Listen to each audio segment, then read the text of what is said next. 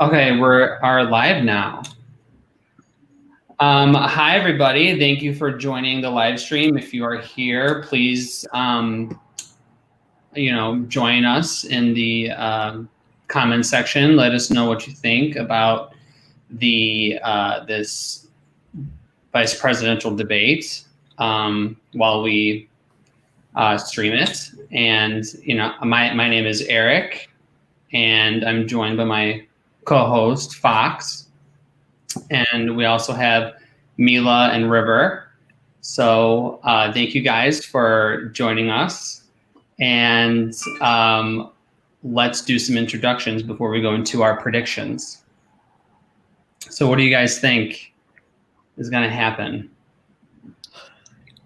So I am the neutral foreign observer.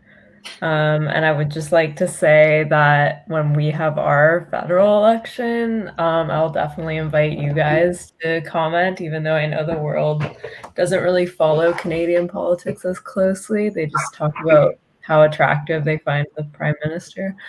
In terms of predictions, I think that this might actually be more substantive than the debate between Trump and Biden, because I think these guys are the part of each party that's that they're trying to actually push forward the party agenda, and they're ostensibly also the successor in case it's one of Biden or Trump dies, which now it's kind of seeming it could happen. Yeah, it does seem to be possible, doesn't it? Yeah, so it's I feel this VP debate in particular is actually quite important. To the extent that debates are important, because I don't really think debates are important, but to that extent, I think that this one might be more substantive, but who knows? Yeah. Might be garbage. So yeah, I think it's gonna be garbage, to be honest. I mean, you're right. Either way, it's gonna be garbage. I mean, right, it might be how Trump and Biden's was, where it was just incoherent. Yeah, but I think what we're gonna see, I think we're gonna see a lot of anti-China stuff. Yeah, I just have a feeling that they're gonna somehow be united on that, and anti-Cuba stuff. And yeah, and I what scares me about Mike Pence is that he's really quiet and he's really stern, and I just don't like that. I don't like him at all. I hear it. There's something Sorry, wrong that was mine. I fucked it up. I but I feel like there's something wrong with Mike Pence. I can't really put my finger on it, but he doesn't really seem all there. Well, yeah, he's a psycho. Yeah, but I mean, everyone in politics is a psycho, but he seems like there's something a little off. He calls his wife mother. Yeah. He's got some issues. No, I mean, he does look like Julian Assange with an Oedipus complex in worse politics. But no, I think that, I mean, it's incredibly consequential. I mean, I'm sure nothing of real substance will be said. I mean, maybe a little bit more than last time, or the regular presidential debate, because at least both of these people are, still cogent enough to form coherent thoughts. But I mean, they're going to be jockeying for this is not about us trying to win over us. This is about trying to win over upper middle class suburban white women in the suburbs, and Cubans in South Florida, and elderly Jewish people in South Florida. And that's pretty much the far right Cubans as well, the anti-Castro Cubans. Yeah, that's what I said. Yeah. I mean, there's some who aren't, whatever, but especially in the younger generation. But yeah, I mean, those are where the stakes are. Those are the type of people you're going to be talking to. So I think you will probably hear a lot of anti-Cuba stuff. You'll hear a lot of rhetoric from Kamala Harris, probably about,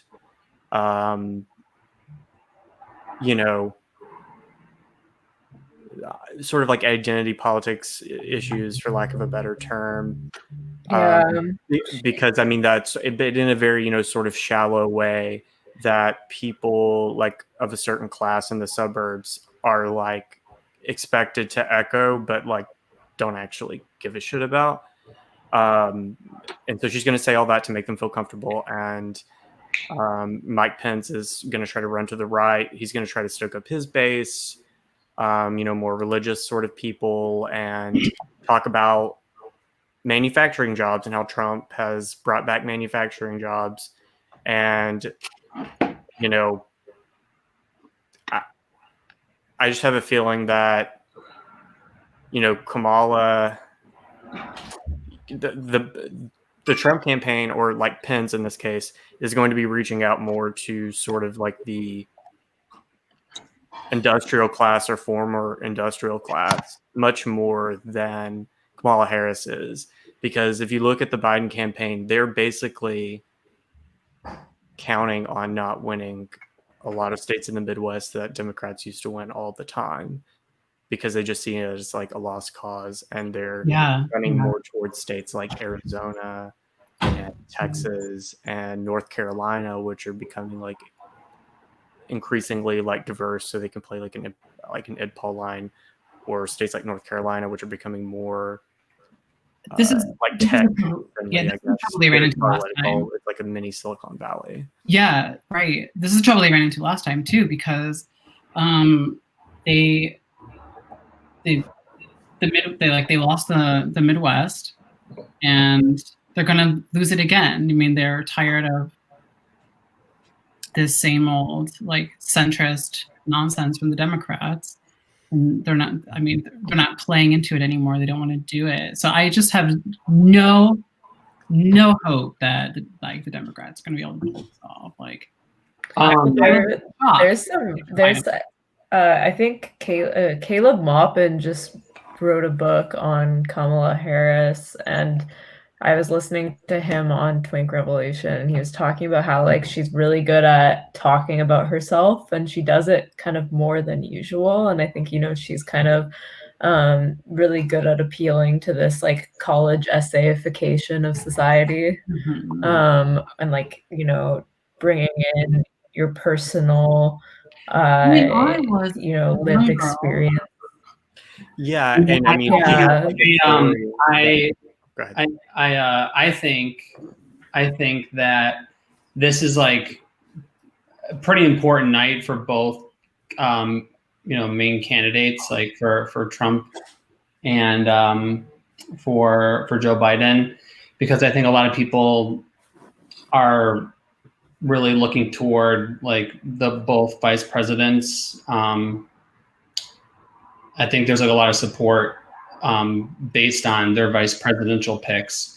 But also, I really wonder how Kamala Harris is going to handle some of her previous positions, like on Medicare for All. She was for it, and Joe Biden isn't. And, they're going to be, I think, Pence definitely and the Republican Party don't have any type of plan at all, and neither do the Democrats. But Kamala Harris did say when she was in the primaries for Medicare for All. So I wonder how she's going to handle that question. I wonder if she's going to run away from being for Medicare for All, or like just saying that, that she's not, or maybe she supports her own version of it. I don't know, but there's going to be a lot of, I think that's something to watch out for. And I think this is going to be more substantive, maybe. I don't know. It can go either way. Mike Pence is very like stoic and creepy, and he has like, I don't know. He definitely seems like he can, whether Kamala Harris is, that she's probably been rehearsing all night instead of actually policy issues, because that's all like the Democrats do anyways. They go for like like zingers and identity politics and nothing of substance because they're the Democrats. Well, So, yeah, I agree. And I was talking to my boyfriend last night about how, Kamala Harris being chosen as vice president, with Joe Biden, who is, obviously, like, there's no, if elected, there is no way that man is going to serve 4 years in office. Absolutely No not. way. Like, whether he dies or they, 25th Amendment him, or they, make him resign or whatever. Like, there's no way. So, like, if he wins, Kamala Harris will become president. There's not a doubt in my mind. And for the Democrats to do that, it's just like so shameful, and it's like such a fuck you to like their own primary voters who very obviously did not want Kamala Harris to become president. If they wanted her to become president, they would have fucking voted for her. And she dropped out before Iowa. Right. I mean, she was dog shit. Yes. Like, running for president, and like, people didn't want her, but that's what the Democratic Party does. Like, it doesn't care what its own voters want. Like, it's a machine. And like, there was a point in which, like, things like labor unions were incorporated into that machine. You could at very least, like, the working class could at least like scrape some like gains off of that machine and like get some things for themselves. But that's no longer the case, and people will keep trying to pretend like it is. Like, you're not going to be able to get anything from these people. They don't care about you.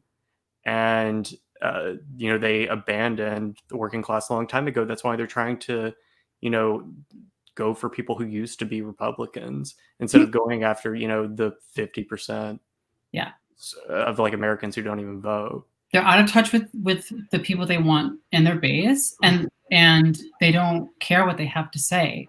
You're totally right. They are totally into this like identity politics line. Like, they're literally just Republicans. Yeah.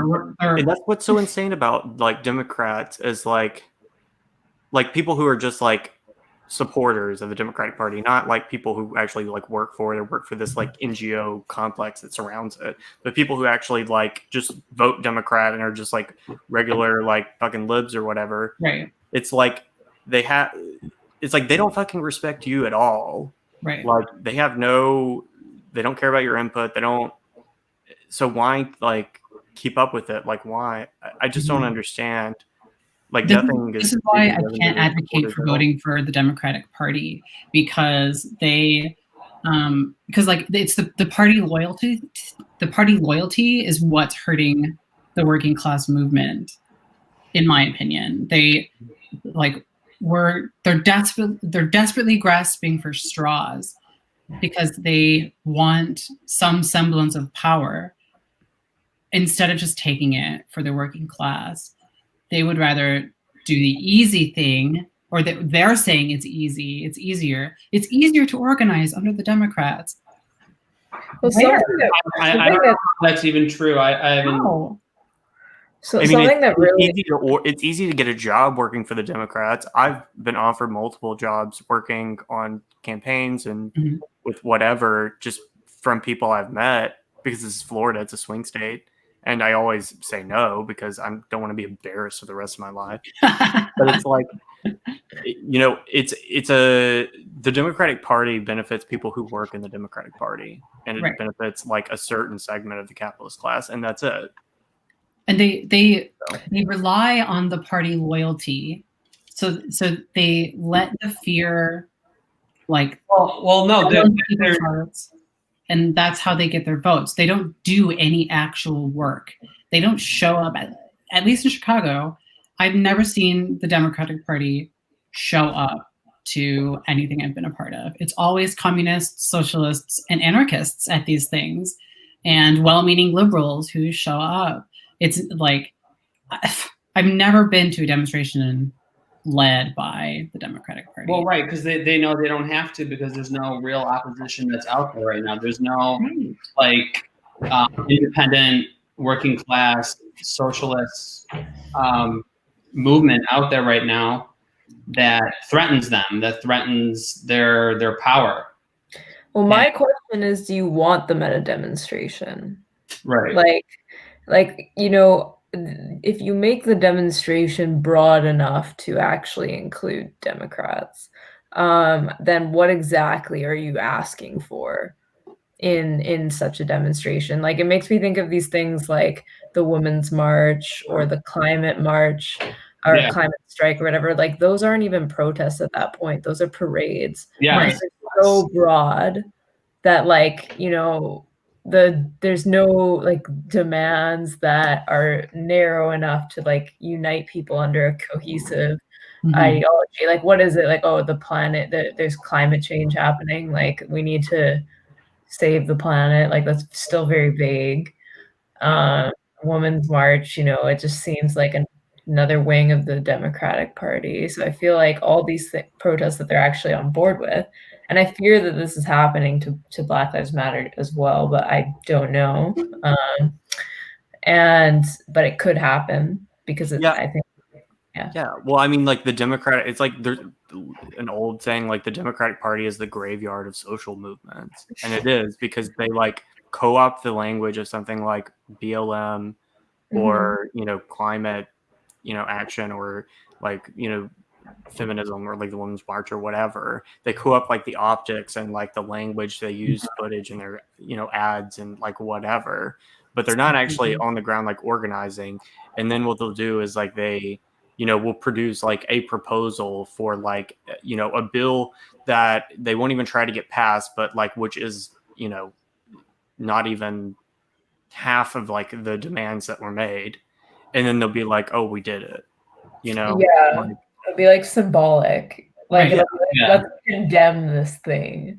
Like, let's condemn racism and hate. And it's like, cool, thanks. Like, that's. And I love this, like this denounced white supremacy hashtag that's going around, because Joe Biden was also friends with KKK people. Biden is the reason for mass incarceration. And I'm sorry, like, how can you say that we need to denounce white supremacy and then give me this fucking guy?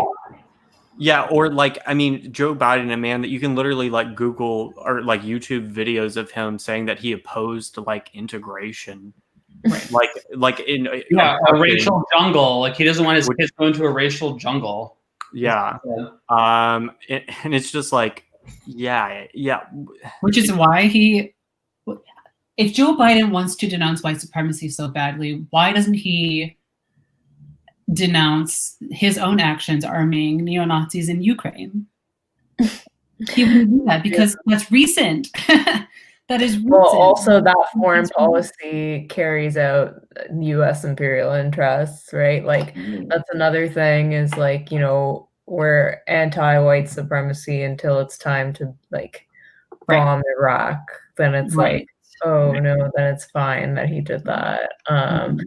I don't want to get into a debate about whether or not like Iraqis are white or whatever the hell, but you know what I mean? Like, it's like, oh no, right. Listen, I don't think there's a debate to be had here. If there's oil, they're not white. Okay, so that, like, olive oil. Yeah, well, I mean, like, Democrats will like talk about morality in their, you know, foreign policy, but only when it benefits, you know, what they already wanted to do. You won't hear them talk about morality when it comes to Israel or when it comes to Saudi Arabia or, you know, any other, you know, regime that they, you know, support. It's only going to be when it's like a country that is so like insignificant to U.S. interest that they can just like say like, oh, this is bad or whatever, or a country that they, you know, oppose, like China or Russia, and something like, you know, they every single thing that they accuse Iran of, Saudi has done, and you know, that is very obvious to everyone. So I don't think it's like a matter of ignorance. I think it's like literally like, we know that we can get away with like spouting this, like that this is the bare minimum that we have to do, and people don't even have to believe it. We just have to say it, because like there's just both Saudi and Israel, they're doing, and a lot of the U.S. allies are doing the exact same thing that they're accusing Iran of doing. But it's just a matter of geopolitical interests being exercised. And on like a larger sort of scale, like they will use like the language of feminism to talk about women in Iran who have way more rights than women in Saudi Arabia do. Like, and who's helping to spread the extremist ideology? That's the United States is helping them do that. Yeah. They wouldn't be able to do that. They wouldn't. The Taliban wouldn't exist without the Saudis and without the American government.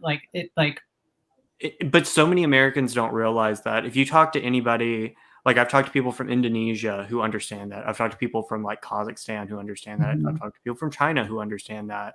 Yeah. Like Americans are the only ones that don't seem to understand on like a wide level, because they sort of think like, oh, well, Saudi Arabia, I mean, like whatever, it's their country. But like, no, like they're like exporting like a really extreme like version of Islam that like inevitably leads to like violence and oppression. And like people will accuse you of like Islamophobia or whatever, like you say that, but it's true. And if you ask, and most of the people who are like complaining very loudly about it are Muslims. So well, they're the primary victims of like a lot of these extremist groups as well. Like so when I see people pull out this Islamophobia accusation, which I've seen many times, it blows my mind. Like I'm just kind of like, okay, clearly you don't know anything about the people that you're purporting to care about. Right. Like you're suggesting that this ideology, this extremist ideology represents Muslims. Like how that in itself is the bigotry. It's not bigoted to like call out the exporting of a genuinely like terrible fascist ideology, frankly. And the U.S. is behind the whole thing. The U.S. is the one who helped spread that around. Looks like the debate's starting. Oh shit. Yes, and we have. I wonder if we have our audio up.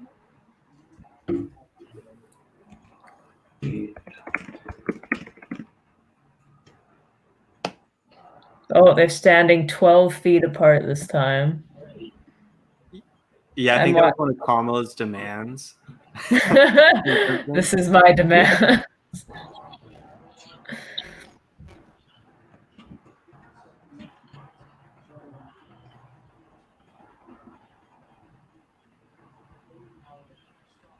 Sorry, we're having an audio problem at the moment. This image of Pence just looks unreal. Like, I can't believe that he looks like this.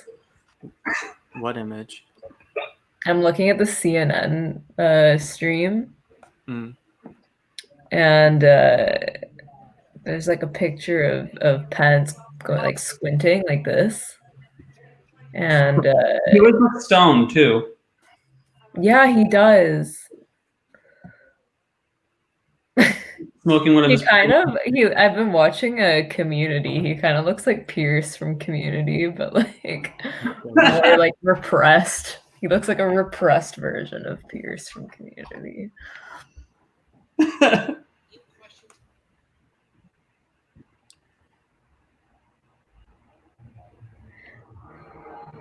Well, I'm still getting like a pre-debate stuff. Yeah, I know. It says debate just moments away.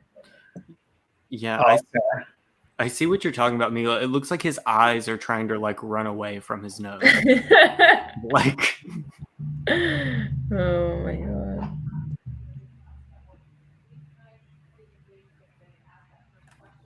Oh, there's no audio yet, I think, for the debate. I don't understand, like purely on aesthetics alone, like why people don't like sense something eerie about like Kamala, because she is like hot, but like in like a very like in like a villainous sort of way. I wonder. Like, I wonder like a villain in like one of those like USA Network like television shows, like The Evil Lawyer or something. Who's like like the one that's like, I'm gonna throw you in prison for 20 years. And then prison labor. I guess she does that in real life, so. Right. Yeah. She's the queen of prison labor Yeah. There you go. and truancy Yeah. and locking up people for marijuana. I can't believe that, honestly. My favorite moments in the primaries were between Kamala and Tulsi Gabbard. Oh Yeah, so good. So good. Esperanza's looking super cute tonight. I know. I was literally gonna type that in the message box, but you know what? I'm just gonna say it verbally. Yeah. Hey everyone. Hi. Welcome. Esperanza, very quickly. First of all, what are you drinking and what predictions on tonight? I'm not drinking anything other than water, but in terms of predictions tonight, I know I can't drink for a while, but you know, I think Kamala, she's a great speaker, and that's part of the problem is that everything she says, you know, she knows how to say it and hide what her real intentions are. Yeah, she. That's what I'm saying. I think she's just going to use her one-liners as like a distraction from her real hideous record, and yeah, just the fact that she's like the queen of prison labor. She doesn't want people to remember that.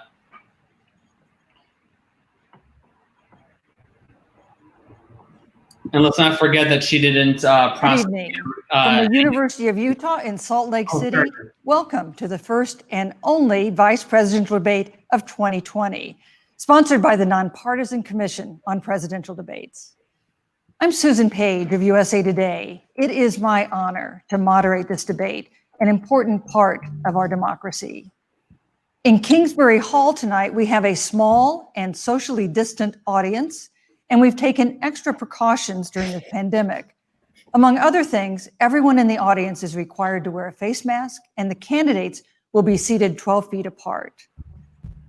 The audience is enthusiastic about their candidates, but they've agreed to express that enthusiasm only twice, at the end of the debate, and now when I introduce the candidates.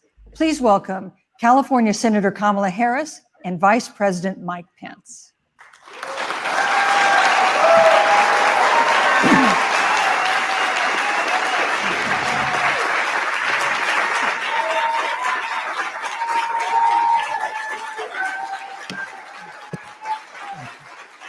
Thank you. He definitely had a face lift. That's for sure. He's had some work done. Like, Yeah. I don't know. You can't be that evil. Senator Mom. Harris and Vice He's on his President third Pence, thank you lizard for being skin. here. He's on his third lizard skin. We're That's why- meeting as President Trump and the First Lady doesn't have, continue like, to a undergo mouth. treatment in Washington after testing positive for COVID-19. We send our thoughts and prayers to them for their rapid and complete recovery and for the recovery of everyone afflicted by the coronavirus. The two campaigns and the Commission on Presidential Debates have agreed to the ground rules for tonight. I'm here to enforce them on behalf of the millions of Americans who are watching. I'm here. One note, no one in either campaign or at the commission or anywhere else has been told in advance what topics I'll raise or what questions Let's see if I'll she's ask. better than the other moderator. This 90-minute debate will be divided into 9 segments of about 10 minutes each. I'll begin a segment by posing a question to each of you, sometimes the same question, sometimes a different question on the same topic. You will then have 2 minutes to answer without interruption by me, the other candidate. Why are they Then we'll sitting? take 6 minutes or so to discuss the issue. This is At so that shameful. point, They both although look there like they will worked at the always be bank. more to say, we'll move on to the next topic. It's like you walk into We the, want the a debate driver's that is licensing lively. place, and this is what it But looks Americans also deserve a discussion that is civil. These are tumultuous times, but we can and will have a respectful exchange about the big issues facing our nation. What do you think Let's she's begin writing with the down? ongoing pandemic that has cost our country so much. Senator Harris, the coronavirus is not under control. Over the past week, Johns Hopkins reports that Why are you writing that 39 down? states have had more COVID cases over the past 7 days than in the week before. 9 states have set new records. Even if a vaccine is released soon, the next administration will face hard choices. What would a Biden administration do in January and February that a Trump administration wouldn't do? Would you impose new lockdowns for businesses and schools and hotspots? A federal mandate to wear masks? You have 2 minutes to respond without interruption. Thank you, Susan. Well, the American people have witnessed what is the greatest failure of any presidential administration in the history of our country. And here are the facts. 210,000 dead people in our country in just the last several months. Over 7 million people who have contracted this disease. 1 in 5 businesses closed. We're looking at frontline workers who have been treated like sacrificial workers. We are looking at over 30 million people who in the last several months had to file for unemployment. And here's the thing. On January 28th, the vice president and the president were informed about the nature of this pandemic. They were informed that it's lethal in consequence, that it is airborne, that it will affect young people, and that it would be contracted because it is airborne. And they knew what was happening and they didn't tell you. Can you imagine if you knew on January 28th, as opposed to March 13th, what they knew, what you might have done to prepare? They knew and they covered it up. The president said it was a hoax. They minimized the seriousness of it. The president said, you're on one side of his ledger if you wear a mask, you're on the other side of his ledger if you don't.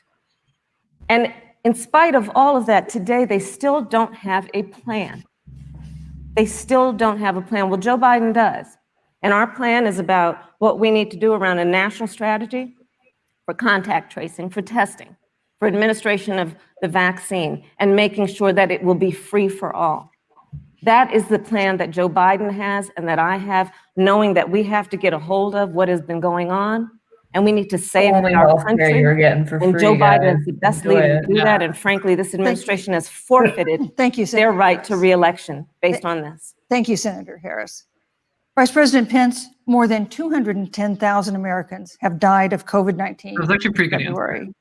The U.S. death toll as a percentage of our population is higher than that of almost every other wealthy nation on earth.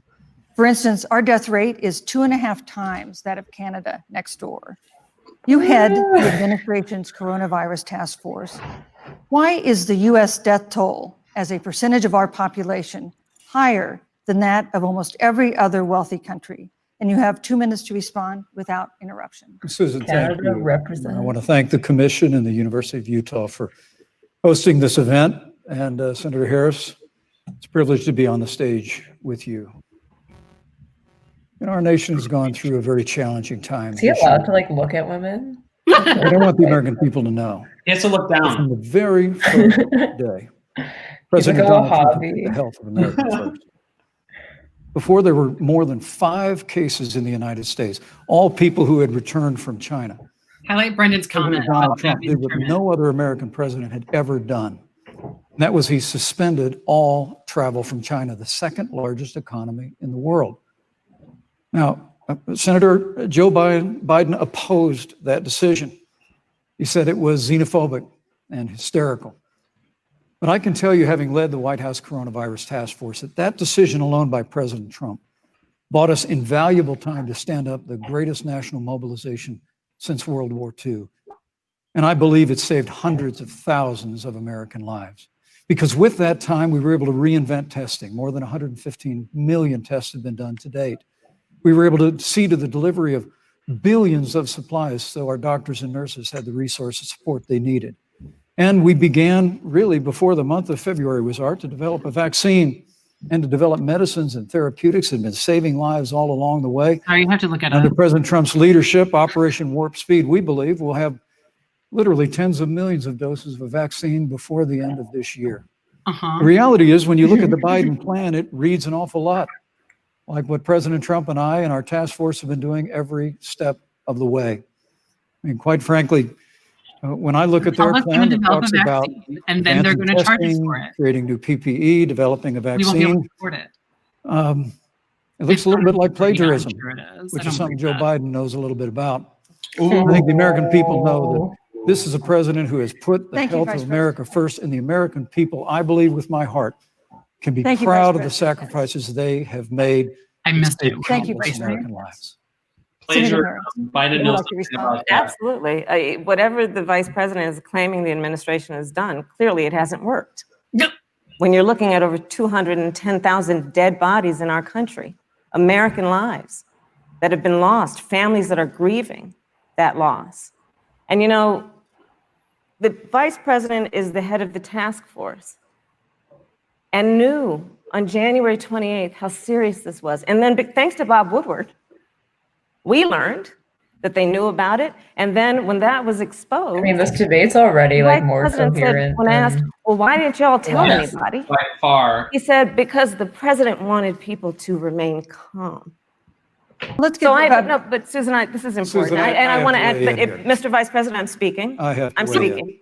Yeah, you So can have I 15 more wanna- seconds, and then we'll give the Vice President Thank a you. chance to So I respond. want to ask the American people, how calm were you when you were panicked about where you're going to get your next roll of toilet paper? How calm were you when your kids were sent home from school and you didn't know when they could go back? How calm Thank were you. you Thank when you, your Senator children Harris. couldn't see your parents because you were afraid they could kill them? these are just Let's give Vice platitudes. President Pence a chance to respond. Vice President Pence, you have 1 minute to You know, respond. there's not a day gone by that I haven't thought of every American family that's lost a loved one. Mhm. And I want all of you to bodies. know that you'll always be in our hearts and in our prayers. He let an HIV pandemic But when you say what the explode American in his people have state, I done don't over fucking these believe last any 8 of months hasn't worked, that's a great disservice to the sacrifices the American people have made. I'm referring The to reality, the if I may finish, Senator, the reality is Dr. Fauci said everything that he told the president in the Oval Office, the president told the American people. Now, President Trump, I will tell you, has boundless confidence in the American people, and he always spoke with confidence that we'd get through this together. But when you say it hasn't worked, when Dr. Fauci and Dr. Birx and our medical experts came to us in the second week of March, they said if the president didn't take the unprecedented step of shutting down roughly half of the American economy, that we could lose 2.2 million Americans. But that's the reality. Thank you. They also Thank you, said Vice to us, if we President did Pence. everything right, Susan, we could still lose more than 200,000 Americans. Vice Now, President one Pence. life lost is Thank too you. many, Susan. But the American Is he people, I believe, deserve rationalizing- credit for Oh, the sacrifices that they God. have made, putting the health of their family and their neighbors first, our doctors, our nurses. People our were going to Thank you, die Vice anyway. President. That's and why I'm going to he speak said up on that, behalf of what the American people have done. Vice President Pence, you were in the front row in a Rose Garden event 11 days ago at what seems to have been a super spreader event for senior administration and congressional officials. No social distancing, few masks, and now a cluster of coronavirus cases among those who were there. How can you expect Americans to follow the administration's safety guidelines to protect themselves from COVID when you at the White House have not been doing so? Well, the American people have demonstrated over the last 8 months that when given the facts, I support they're willing to that. put Oh, the health Anya of their versus families Jill. and their neighbors and people they don't even know first. I'd watch that shit. President Trump and I have great confidence in the American people and their ability to take that information They should and wrestle. put it into practice. In the height of the epidemic, when we were losing a heartbreaking number of 2,500 Americans a day, People, we letters, and surged chairs, man. resources to New Jersey and New York and New Orleans and Detroit. We told the American I want people what needed WWE to be done, and the American people to host did the next debate. when the outbreak in the Sun Belt happened this summer, again, Americans stepped forward. But the reality is the work of the President of the United States goes on.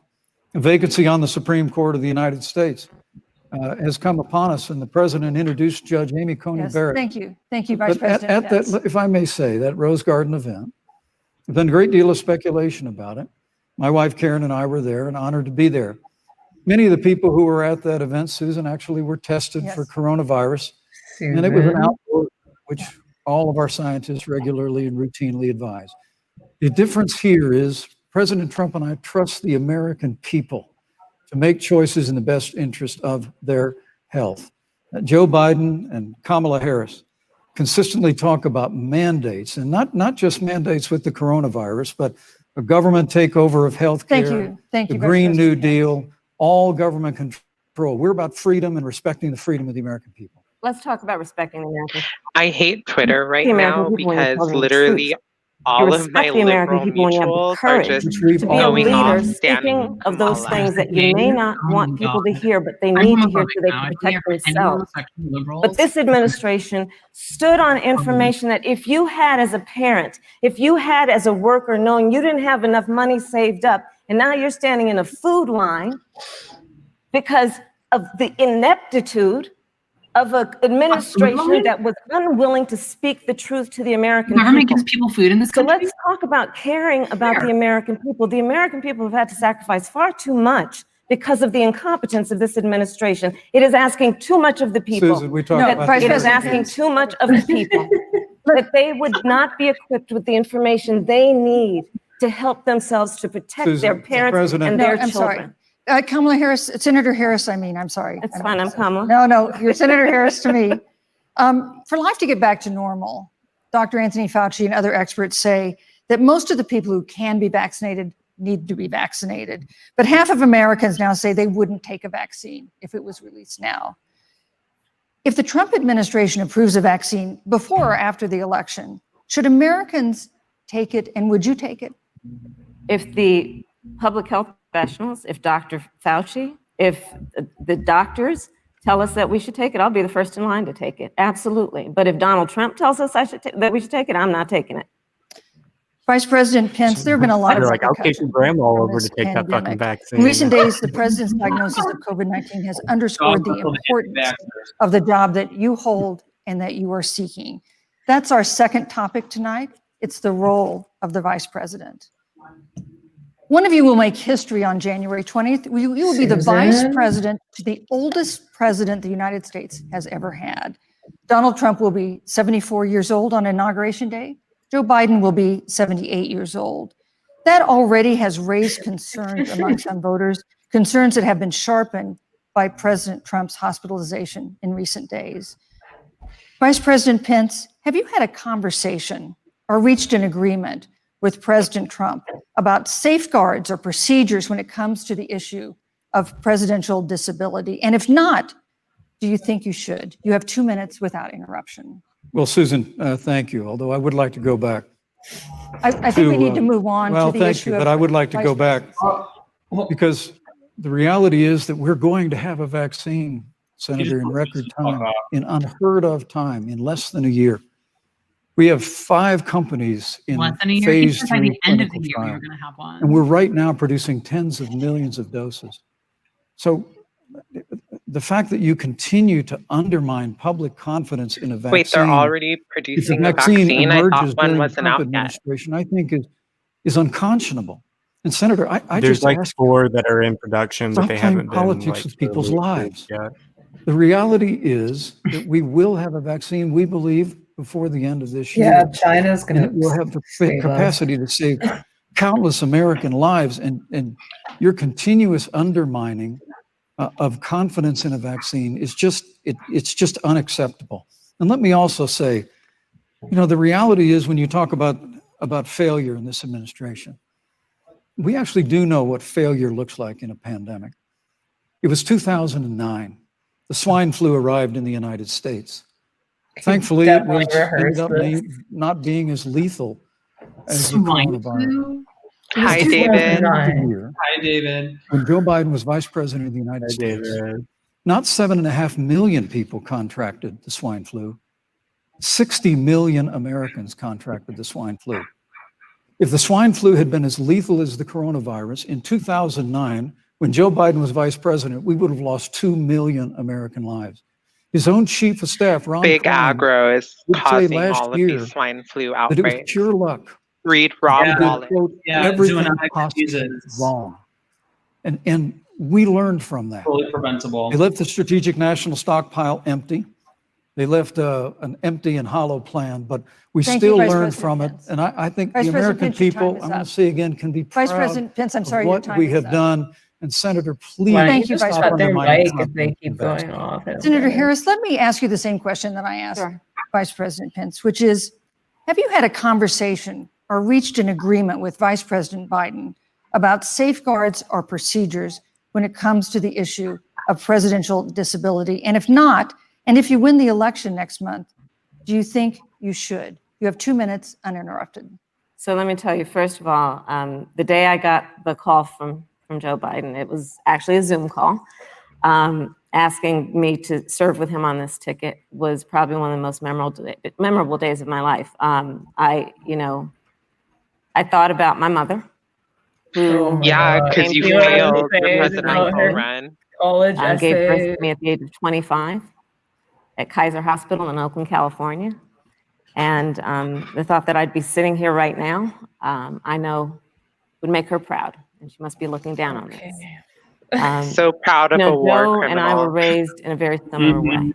We were raised with values that I'm are about one hard of work, you. I have about a mom. value and the dignity of public service, and about the importance of fighting for the dignity of all people. And I think Joe asked me to serve with him because, I have a career that included being elected the first woman district attorney of San Francisco, where I created models of innovation for law enforcement in terms of reform of the criminal justice system. I was elected the first woman of color and Black woman to be elected It's so Attorney General of funny. the state All of these California, where I liberal ran the feminists, second largest Department of intersectional Justice in the feminists, United States, they all second only stand to the United Angela States Davis, Department of Justice. From but there, they I took also on all stand everything from Kamala. transnational And criminal they organizations clearly to the don't big read banks that were Angela taking Davis advantage when of she homeowners, says the prison for-profit reform is colleges that prison were taking expansion. advantage of veterans. So it's like, how do And you then, of stand course, both of now I these serve in the people? United States Senate as only the second Black woman ever elected to the United States Senate. I serve on the Senate Intelligence Committee, where I've been in regular receipt of classified information about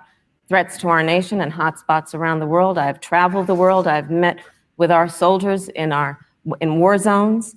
And I think Joe has asked me to serve with him because he knows that we share a purpose, which is about lifting up the American people.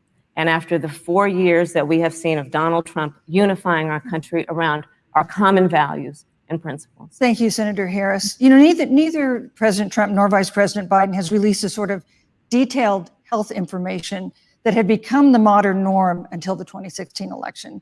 And in recent days, President Trump's doctors have given misleading answers or refused to answer basic questions about his health.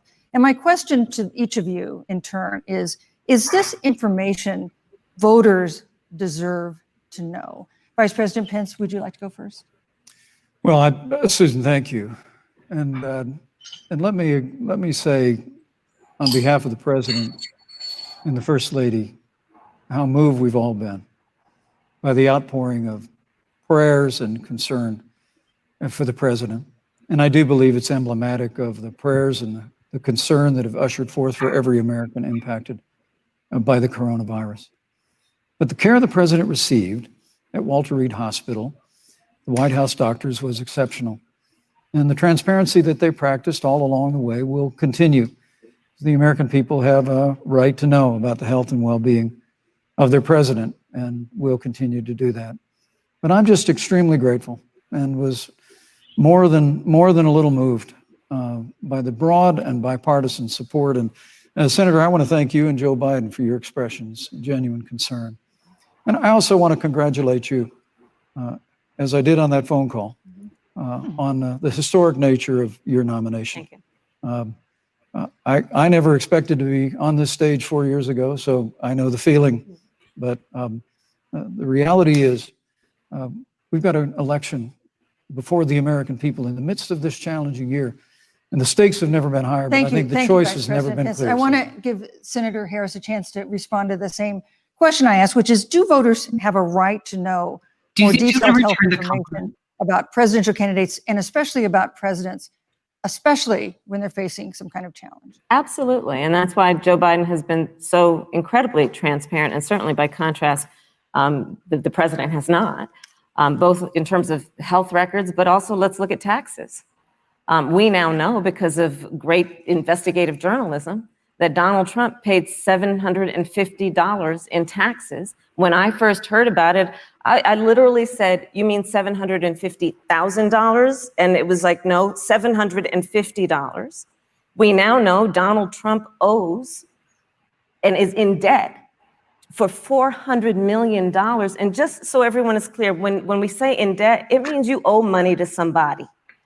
And it'd be really good to know who the President of the United States, the Commander-in-Chief, owes money to, because the American people have a right to know what is influencing the president's decisions? And is he making those decisions on the best interest of the American people, of you, or self-interest? So, Susan, I'm glad you asked about transparency, because it has to be across the board. Joe has been clearly all of you are over acting out of many self-interest. years. Like, The one thing we all Kamala know is a about straight up Joe, he careerist. puts it Like, all she'll out throw there. all of us under the bus for her He own is political honest, career. he is forthright.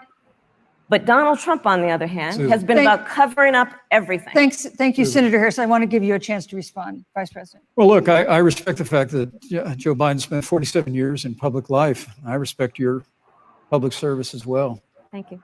The American people have a president who's a businessman. He's a job creator. He's paid tens of millions of dollars in taxes, payroll taxes, property taxes. He's created tens of thousands of American jobs. And the president said those public reports are not accurate. And the president's also released literally stacks of financial disclosures the American people can review just as the law allows. But the distinction here is that Joe Biden, 47 years in public service, compared to President Donald Trump, who brought all of that experience 4 years ago. Thank you, Vice And President. turned this economy around by cutting taxes, rolling back regulation, Thank you, unleashing Vice American President energy, Pence. fighting for free and fair trade, and all of that's Thank you, on the Vice line President if Pence. Joe Biden and Kamala Harris. You know, that's a are in good the White segue into our third great topic, segue. which is about the economy. This has been another aspect of life for Americans that's been so affected by this coronavirus. We have a jobs crisis brewing. On Friday, we learned that the unemployment rate had declined to 7.9% in September, but the job growth had stalled. And that was before the latest round of layoffs and furloughs in the airline industry at Disney and elsewhere. Hundreds of thousands of discouraged workers have stopped looking for work. Nearly 11 million jobs that existed at the beginning of the year haven't been replaced. Those hardest hit include Latinos, Blacks, and women. Senator Harris, the Biden-Harris campaign has proposed new programs to boost the economy, and you would pay for that new spending by raising $4 trillion in taxes on wealthy individuals and corporations. Some economists warn that could curb entrepreneurial ventures that fuel growth and create jobs. Would raising taxes put the recovery at risk? And you have 2 minutes to answer uninterrupted. Thank you. On the issue of the economy, I think there couldn't be a more fundamental difference between Donald Trump and Joe Biden. Joe Biden believes you measure the health and the strength of America's economy based on the health and the strength of the American worker and the American family. On the other hand, you have Donald Trump, who measures the strength of the economy based on how rich people are doing, which is why he passed a tax bill benefiting the top 1% and the biggest corporations of America, leading to a $2 trillion deficit that the American people are going to have to pay for. On day one, Joe Biden will repeal that tax bill. He'll get rid of it. And what he'll do with the money is invest it in the American people. And through a plan that is about investing in infrastructure, something that Donald Trump said he would do. I remember hearing about some infrastructure week. I don't think it ever happened. But Joe Biden will do that. He'll invest in infrastructure. It's about upgrading our roads and bridges, but also investing in clean energy and renewable energy. Joe is going to invest that money in what we need to do around innovation. There was a time when our country believed in science and invested in research and development so that we were an innovation leader on the globe. Joe Biden will use that money to invest in education. So, for example, for folks who want to go to a 2-year community college, it will be free. If you come from a family that makes less than $125,000, you'll go to a public university for free. And across the board, we'll make sure that if you have student loan debt, it's cut by $10,000. That's how Joe Biden thinks about the economy, which is it's about investing in the people of our country, as opposed to passing a tax bill, which had the benefit of letting American corporations go offshore to do their business. Thank you, You're Senator welcome. Harris. Joe Biden- Vice President Pence, their administration has been Joe predicting Biden a rapid nothing and will robust, fundamentally change under his but administration. the latest economic report suggests that's not happening. So Should Americans be braced for an economic comeback that is going to take not months, but a year or more? You have 2 minutes to answer uninterrupted. When President Trump and I took office, America had gone through the slowest economic recovery since the Great Depression. Because when Joe Biden was vice president, they tried to tax and spend and regulate and bail our way back to a growing economy. President Trump cut taxes across the board. Despite what Senator Harris says, the average American family of four had $2,000 in savings in taxes. And with the rise in wages that occurred, most predominantly for blue-collar, hardworking Americans, the average household income for a family of four increased by $4,000 following President Trump's tax cuts. But America, you just heard Senator Harris tell you, on day one, Joe Biden's going to raise your taxes. It's really remarkable to think, Susan. I mean, right after a time where we're going through a pandemic that lost 22 million jobs at the height, we've already added back 11.6 million jobs because we had a president who cut taxes, rolled back regulation, unleashed American energy, fought for free and fair trade, and secured $4 trillion from the Congress of the United States to give direct payments to families, save 50 million jobs through the Paycheck Protection Program. We literally have spared no expense to help the American people and the American worker through this. Joe Biden and Kamala Harris want to raise taxes. They want to bury our economy under a $2 trillion Green New Deal, which you were one of the original co-sponsors of in the United States Senate. They want to abolish fossil fuels and ban fracking, which would cost hundreds of thousands of American jobs. I wish. And Joe Biden wants to go back to economic stability with China. That when we took office, half of our international trade deficit was with China alone. And Joe Biden wants to repeal all of the tariffs that President Trump put into effect to fight for American jobs and American workers. Joe Biden says democracy's on the ballot. Make no mistake about it, Susan. How will RuPaul fund his show? The American economy, the American comeback is on the ballot with 4 more years of growth and opportunity, 4 more years of President Donald Trump. 2021 is going to be the biggest economic year in the history of this country. Thank you, Vice President Pence. Senator Harris. Well, I mean, we saw enough of it in last week's debate, but I think this is supposed to be a debate based on fact and truth. And the truth and the fact is Joe Biden has been very clear. He will not raise taxes on anybody who makes less than $400,000 a year. He said he's going to repeal the Trump tax cuts. Mr. Vice President, I'm speaking. Well, I'm speaking. It'd be important if you said the truth.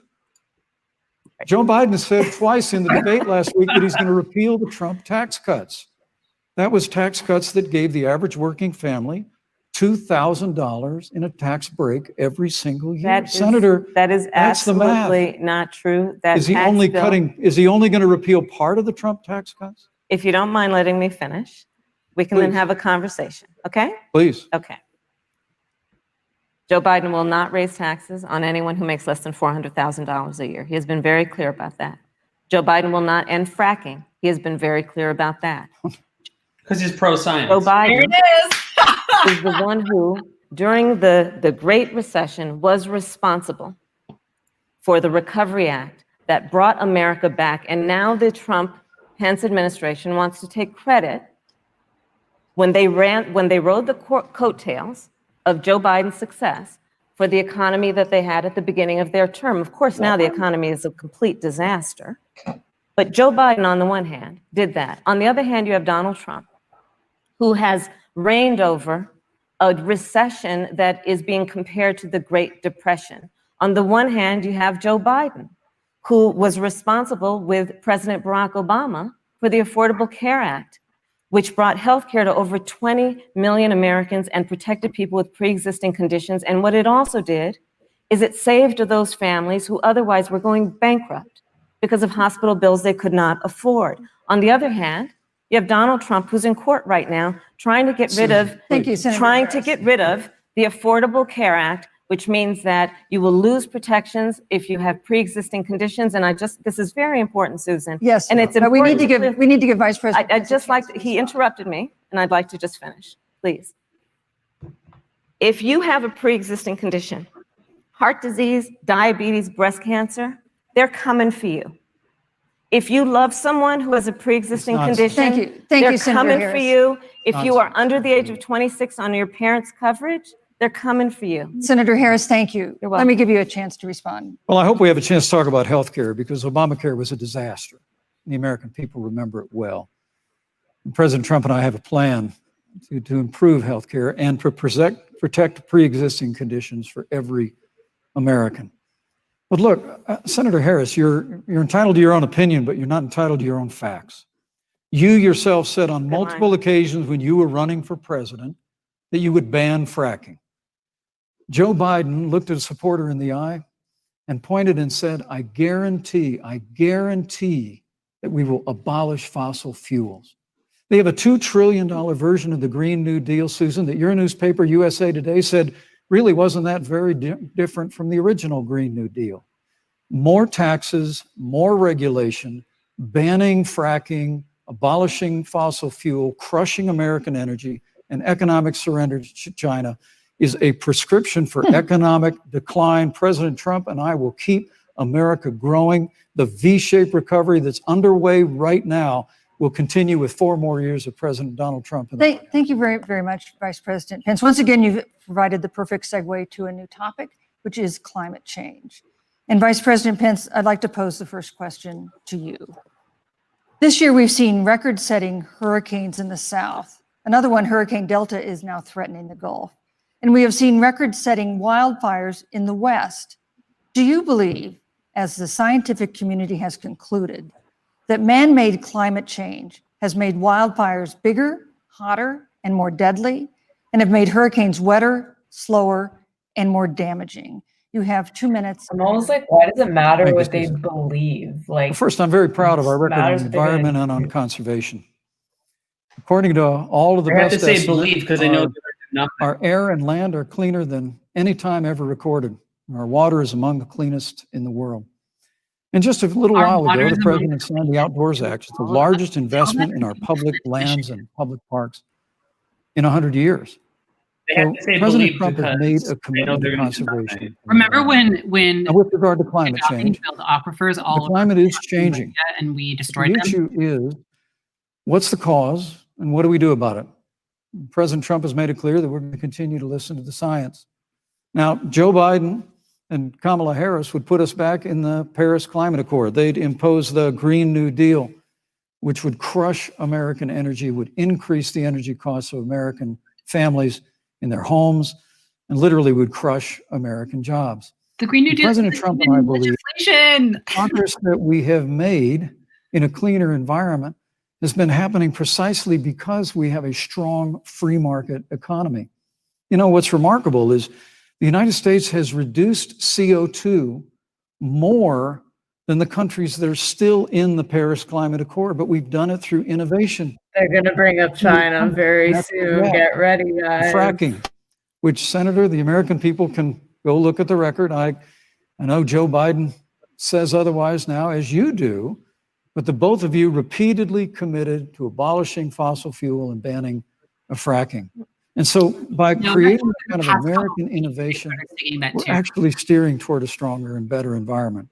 With regard to wildfires, President Trump and I believe that forest management has to be front and center. And even Governor Gavin Newsom from your state has agreed we've got to work on forest management. And with regard to hurricanes, the National Oceanic Administration tells us that actually as difficult as they are, thank you, Vice President. There are no more hurricanes today than there were 100 years ago. Thank you. But many of the climate alarmists use hurricanes and wildfires to try and sell their bill of goods of a Green New Deal. And President Trump and I are going to always put American jobs and American workers first. Senator Harris, as the Vice President mentioned, you co-sponsored the Green New Deal in Congress. But Vice President Biden said in last week's debate that he does not support the Green New Deal. But if you look at the Biden-Harris campaign website, it describes the Green New Deal as a crucial framework. What exactly would be the stance of a Biden-Harris administration? It's called pandering, Susan. You have 2 minutes. Sure. So first of all, I will repeat, and the American people know, that Joe Biden will not ban fracking. That is a fact. That is a fact. I will repeat that Joe Biden has been very clear that he thinks about growing jobs, which is why he will not increase taxes for anyone who makes less than $400,000 a year. Joe Biden's economic plan, Moody's, which is a reputable Wall Street firm, has said will create 7 million more jobs than Donald Trump's. And part of those jobs that will be created by Joe Biden are going to be about clean energy and renewable energy. Because you see, Joe understands that the west coast of our country is burning, including my home state of California. Joe This is what I sees said what is about her happening appealing in the to, Gulf like, states, the upper middle which are being class. battered by Like, I'm storms. sorry, but like Joe has seen and $300,000 talked a with year the farmers in is a fuck Iowa, ton of money. Like, whose that's more money than entire anyone crops have been has ever destroyed made. because of floods. And so Joe believes, again, in science. I'll tell you something, Susan. I served, when I first got to the Senate, on the committee that's responsible for the environment. Do you know this administration took the word science off the website and then took the phrase climate change off the website? We have seen a pattern with this administration, which is they don't believe in science. And Joe's plan is about saying we're going to deal with it, but we're also going to create jobs. Donald Trump, when asked about the wildfires in California, and the question was, the science is telling us this, you know what Donald Trump said?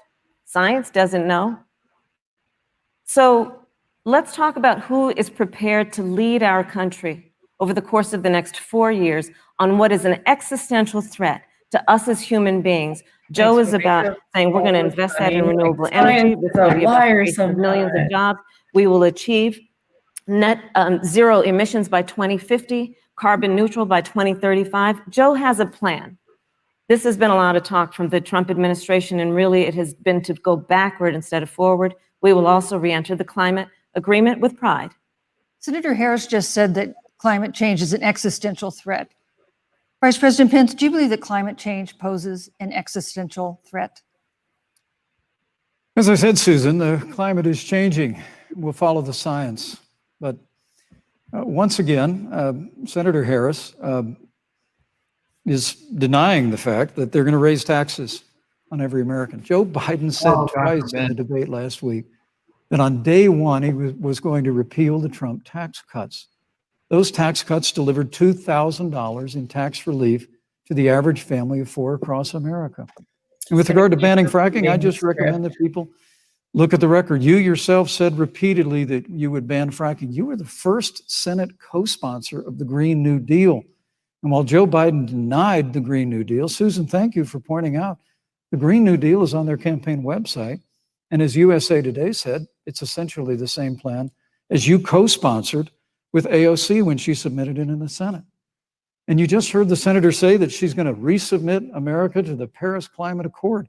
Look, the American people have always cherished our environment. We'll continue to cherish it. We've made great progress reducing CO2 emissions through American innovation and the development of natural gas through fracking. We don't need a massive $2 trillion Green New Deal that would impose all new mandates on American businesses and American families. Thank you. Joe Biden wants us to retrofit 4 million American business buildings.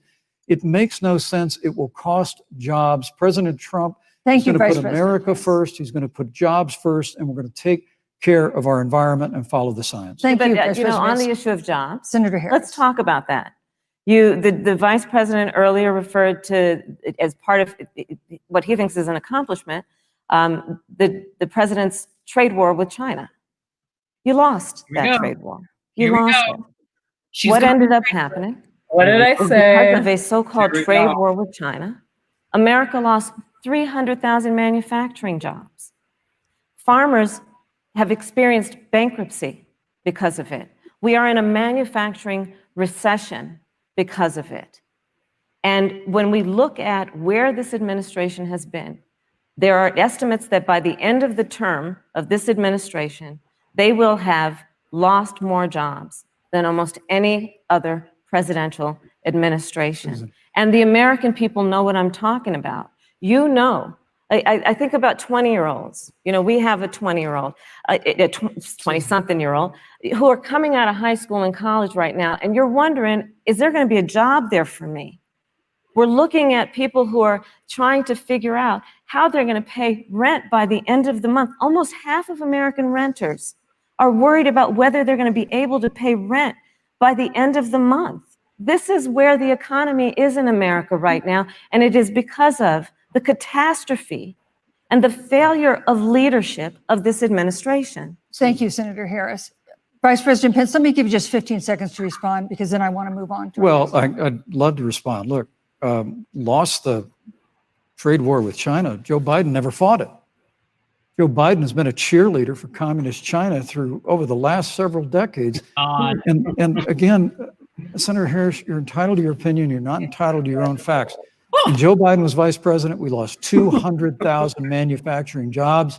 And President Obama said they were never coming back. He said we needed a magic wand to bring them back.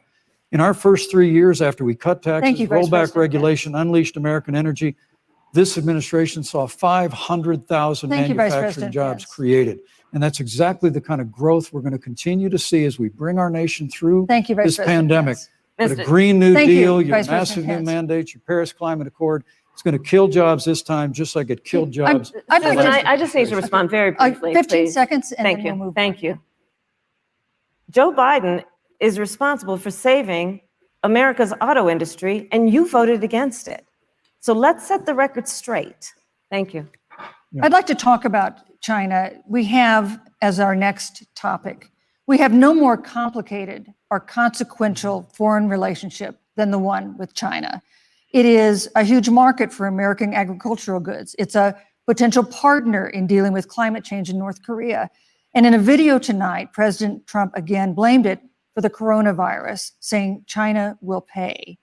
Vice President Pence, how would you describe our fundamental relationship with China? Competitors, adversaries, enemies? You have 2 minutes. Thank you, Susan. Well, before I leave that, let me speak to voting records if I can. You know, everybody knows that NAFTA cost literally thousands of American factories to close. We saw automotive jobs go south. This is where he's really going to really speak to renegotiate NAFTA. Real people in the Midwest. The United States, Mexico, Canada agreement is now the law of the land. American people deserve to know Senator Kamala Harris was one of only 10 members of the Senate to vote against the USMCA. It was a huge win for American auto workers.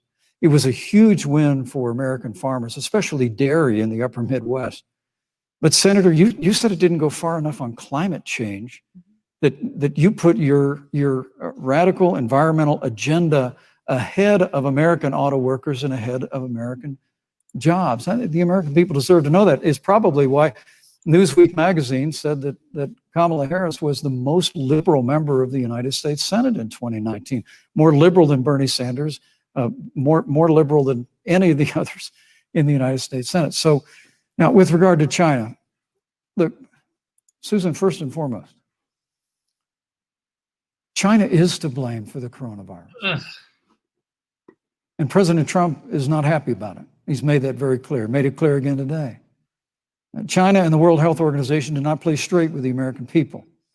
They did not let our personnel into China to get information on the coronavirus until the middle of February. Fortunately, President Trump, in dealing with China from the outset of this administration, standing up to China that had been taking advantage of America for decades in the wake of Joe Biden's cheerleading for China, President Trump made that decision before the end of January to suspend all travel from China. And again, the American people deserve to know Joe Biden opposed President Trump's decision to suspend all travel from China. He said it was hysterical. He said it was xenophobic. But President Trump has stood up to China. We're going to continue to stand strong. Thank you, Vice President Pence. We want to improve the relationship, but we're going to level the playing field, and we're going to hold China accountable for what they did to America with the coronavirus. Thank you. That is Senator Harris, let me ask you the same question that I asked the Vice President. How would you describe our fundamental relationship with China? Are we competitors, adversaries, enemies? You'll have 2 minutes uninterrupted. Susan, the Trump administration's perspective and approach to China has resulted in the loss of American lives, American jobs, and America's standing. There's a weird obsession that President Trump has had with getting rid of whatever accomplishment was achieved by President Obama and Vice President Biden. For example, they created within the White House an office that basically was responsible for monitoring pandemics. They got rid of it. Not true. There was a team of disease experts that President Obama and Vice President Biden dispatched to China to monitor what is now predictable and what might happen. They pulled them out. We now are looking at 210,000 Americans who have lost their lives. Let's look at the job situation. We mentioned before the trade deal, the trade war, they wanted to call it, with China. It resulted in the loss of over 300 manufacturing jobs and a manufacturing recession, and the American consumer paying thousands of dollars more for goods because of that failed war that they called it. Then let's talk about standing. Pew, a reputable research firm, has done an analysis that shows that leaders of all of our formerly allied countries have now decided that they hold in greater esteem and respect Xi Jinping, the head of the Chinese Communist Party, than they do Donald Trump, the president of the United States, the commander-in-chief of the United States. Here it is. This is where we are today because of a failure of leadership by this administration. Senator Harris, we've seen changes in the role of the United States in terms of global leadership over the past 4 years. And of course, times do change. What's your definition? We've seen strains with China, of course, as the vice president mentioned.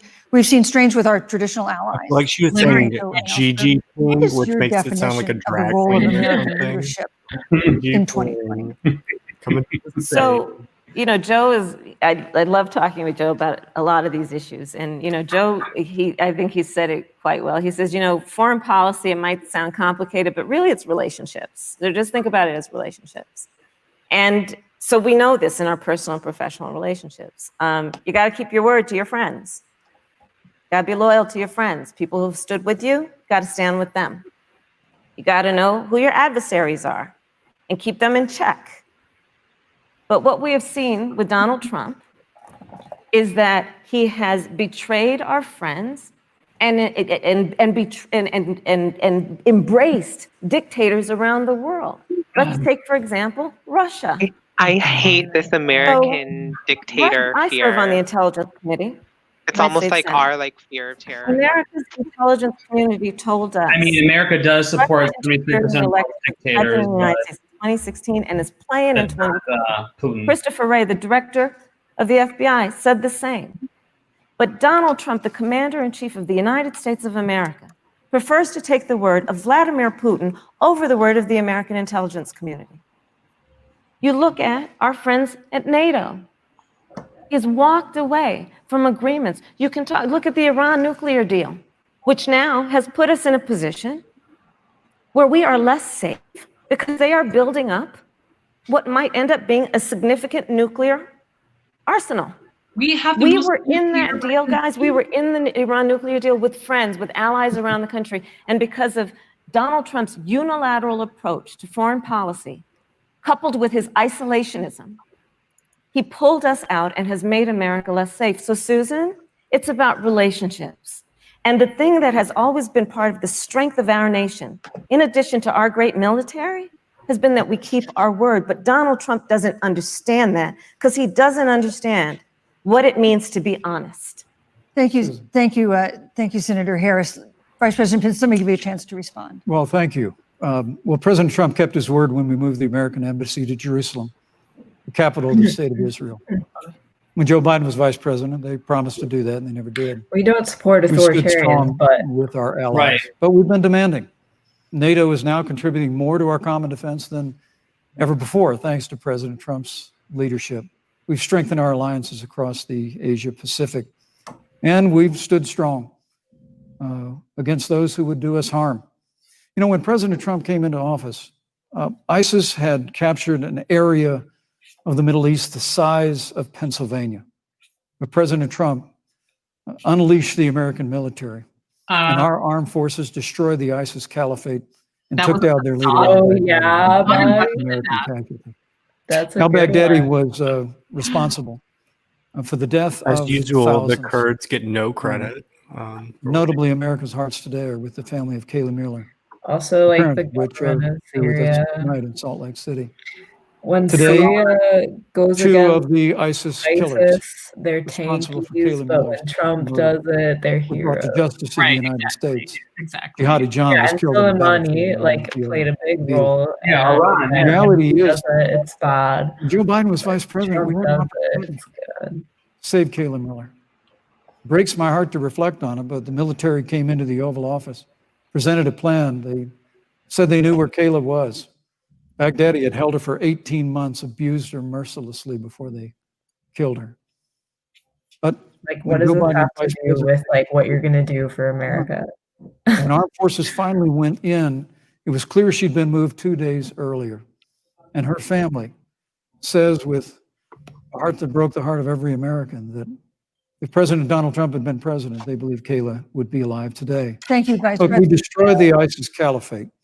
And you talk about re-entering the Still Iran. there, The last administration transferred $1.8 billion to the leading state sponsor Thank you, Vice of President. terrorism. President Donald Trump got That's us out of the Thank you, deal. Vice President Pence. And when Qasem Soleimani was traveling to Baghdad Thank you, to do Vice President harm Pence. to Americans, President Donald Trump took Thank you, him Vice out. President Pence. And America is safer. Our allies are safer. And the American people know President Donald Trump will never Thank you, Vice President. take action. I would like to give Senator Harris a chance to respond, but not at such great length because, of course, there are other topics we want to talk about. But I would like equal time. Yes, Thank you. please go ahead. Our foreign policies are the Family, exact same. I know about your daughter's case, and I'm so sorry. I'm so sorry. What happened to her is awful, and it should have never happened. And I know Joe feels the same way, and I know that President Obama feels the same way. But you mentioned Soleimani. Let's start there. So after the strike on Soleimani, there was a counter strike on our troops in Iraq. And they suffered serious brain injuries. And do you know what Donald Trump dismissed? Just saw the them? Allah Surya Bashar comment. And this is about a pattern of Donald Trump's, where he has referred to our men who are serving in our military as suckers and losers. Donald Trump, who went to Arlington Cemetery and stood above the graves of our fallen heroes and said, what's in it for them? Because of course, you know, he only thinks about what's in it for him. Let's take what he said about John McCain, a great American hero. Oh my goodness. And Donald Trump said, That's honestly the realest he thing doesn't that Donald deserve Trump to be has called a ever hero fucking said, because he was because there is nothing in it for them. Yeah, exactly. Like, they're being And this fucked and is exploited. very Like they're not and you benefiting want from to that at talk all. about who is the current commander-in-chief and what they care about and what they don't care about. Public reporting that Russia had bounties on the heads of American soldiers. And you know what a bounty is? That was such a BS Somebody report. puts a price on your head and they will pay it if you are killed. And Donald Trump had talked at least 6 times to Vladimir Putin and never brought up the subject. Joe Biden would never do that. Thank Joe you. Biden would, but Joe Biden would hold Russia to account for any threat to our nation's security or to our troops who are sacrificing their lives for the sake of our democracy and our safety. Thank you, Senator Harris. This is such an important issue, but we have other important issues as well. And Susan, I want to make respond sure to we that. have a chance. I really have to talk about- respond to that. I'm Look, she has 15 seconds because Well, I got to I'm have trying more. They're just walking all over Susan. Look, I've had more time than she's had so far. President Donald Trump regarding men and women of our armed forces are absurd. I'm sorry, Vice My President son is Pence. a captain in the United Yes. States Marine Corps. My son-in-law is deployed in the United States Navy. I can assure all of you, with sons and daughters serving in our military, President Donald Trump not only respects, but reveres all of those who serve in our armed forces, and any suggestion Well, otherwise. he couldn't care less. But thank you, Oh, Vice yeah, President. that Vice the President, basic Vice President, thing. I didn't, Vice President Pence, I did not, excuse me, Susan, the I did American not people create deserve the to know rules for tonight. Joe Biden Your and Trump- campaigns agreed to the rules for tonight's debate with the Commission on Presidential Debates. I'm here to enforce them, which involves moving from one topic to another, giving roughly equal time to both of you, which is what I'm trying very Not hard. gonna take shit. So I want to go ahead and move to the next topic, which is an important one, as the last topic was, and that is the Supreme Court. On Monday, the Senate Judiciary Committee is scheduled to open hearings on Amy Coney Barrett's nomination to the Supreme Court. Senator Harris, you'll be there as a member of the committee. Her confirmation would cement the court's conservative majority and make it likely open to more abortion restrictions, even to overturning the landmark Roe v. Wade ruling. Access to abortion would then be up to the states. Vice President Pence, you're the former governor of Indiana. If Roe v. Wade is overturned, what would you want Indiana to do? Would you want your home state to ban all abortions? You have 2 minutes, uninterrupted. Well, thank you for the question, but I'll use a little bit of my time to respond to that very important issue before. The American people deserve to know Qasem Soleimani, the Iranian general, was responsible for the death of hundreds of American service members. No. The opportunity came. We saw him headed to Baghdad to kill more Americans. President Trump didn't hesitate. And Qasem Soleimani is gone. But you deserve to know that Joe Biden and Kamala Harris actually criticized the decision to take out Qasem Soleimani. It's really inexplicable, but with regard to Joe Biden, it's explainable. Because history records that Joe Biden actually opposed the raid against Osama bin Laden. It's absolutely essential. Oh my God, are they going to pretend they're on the same side? Will not hesitate to act to protect American lives and to protect American service members, and that's what you have in President Donald Trump. Now, with regard to the Supreme Court of the United States, let me say President Trump and I could not be more enthusiastic about the opportunity to see Judge Amy Coney Barrett become Justice Amy Coney Barrett. She's a brilliant woman, and she will bring a lifetime Honestly, she has similar vibes to Pence, like this like repressed religious vibe. And our hope is, in the hearing next week, unlike Justice Kavanaugh received with treatment from you and others, we hope she gets a fair hearing. And we particularly hope that we don't see the kind of attacks on her Christian faith that we saw before. Democrat chairman of the poor baby. Judge Barrett was being confirmed for the Court of Appeals, expressed concern that the dogma of her faith lived loudly in her. Dick Durbin of Illinois said that it was a concern. Senator, I know one of our judicial nominees, you actually attacked because they were a member of the Catholic Knights of Columbus, just because the Knights of Columbus holds pro-life views. And thank you. Thank you, Vice President Pence. Your time is... The Knights of Columbus were also extremely pro-union, too. Judge Amy Thank you, Vice President Pence. Voted and confirmed to the Supreme Court of the United States. Senator Harris. If only they would still be pro-union. Now I feel like all they do is pass out like anti-gay literature in front of churches. If Roe v. Wade is overturned, oh yeah, they do now, but not pro-union. So she no restrictions on access to abortion, and you have 2 minutes uninterrupted.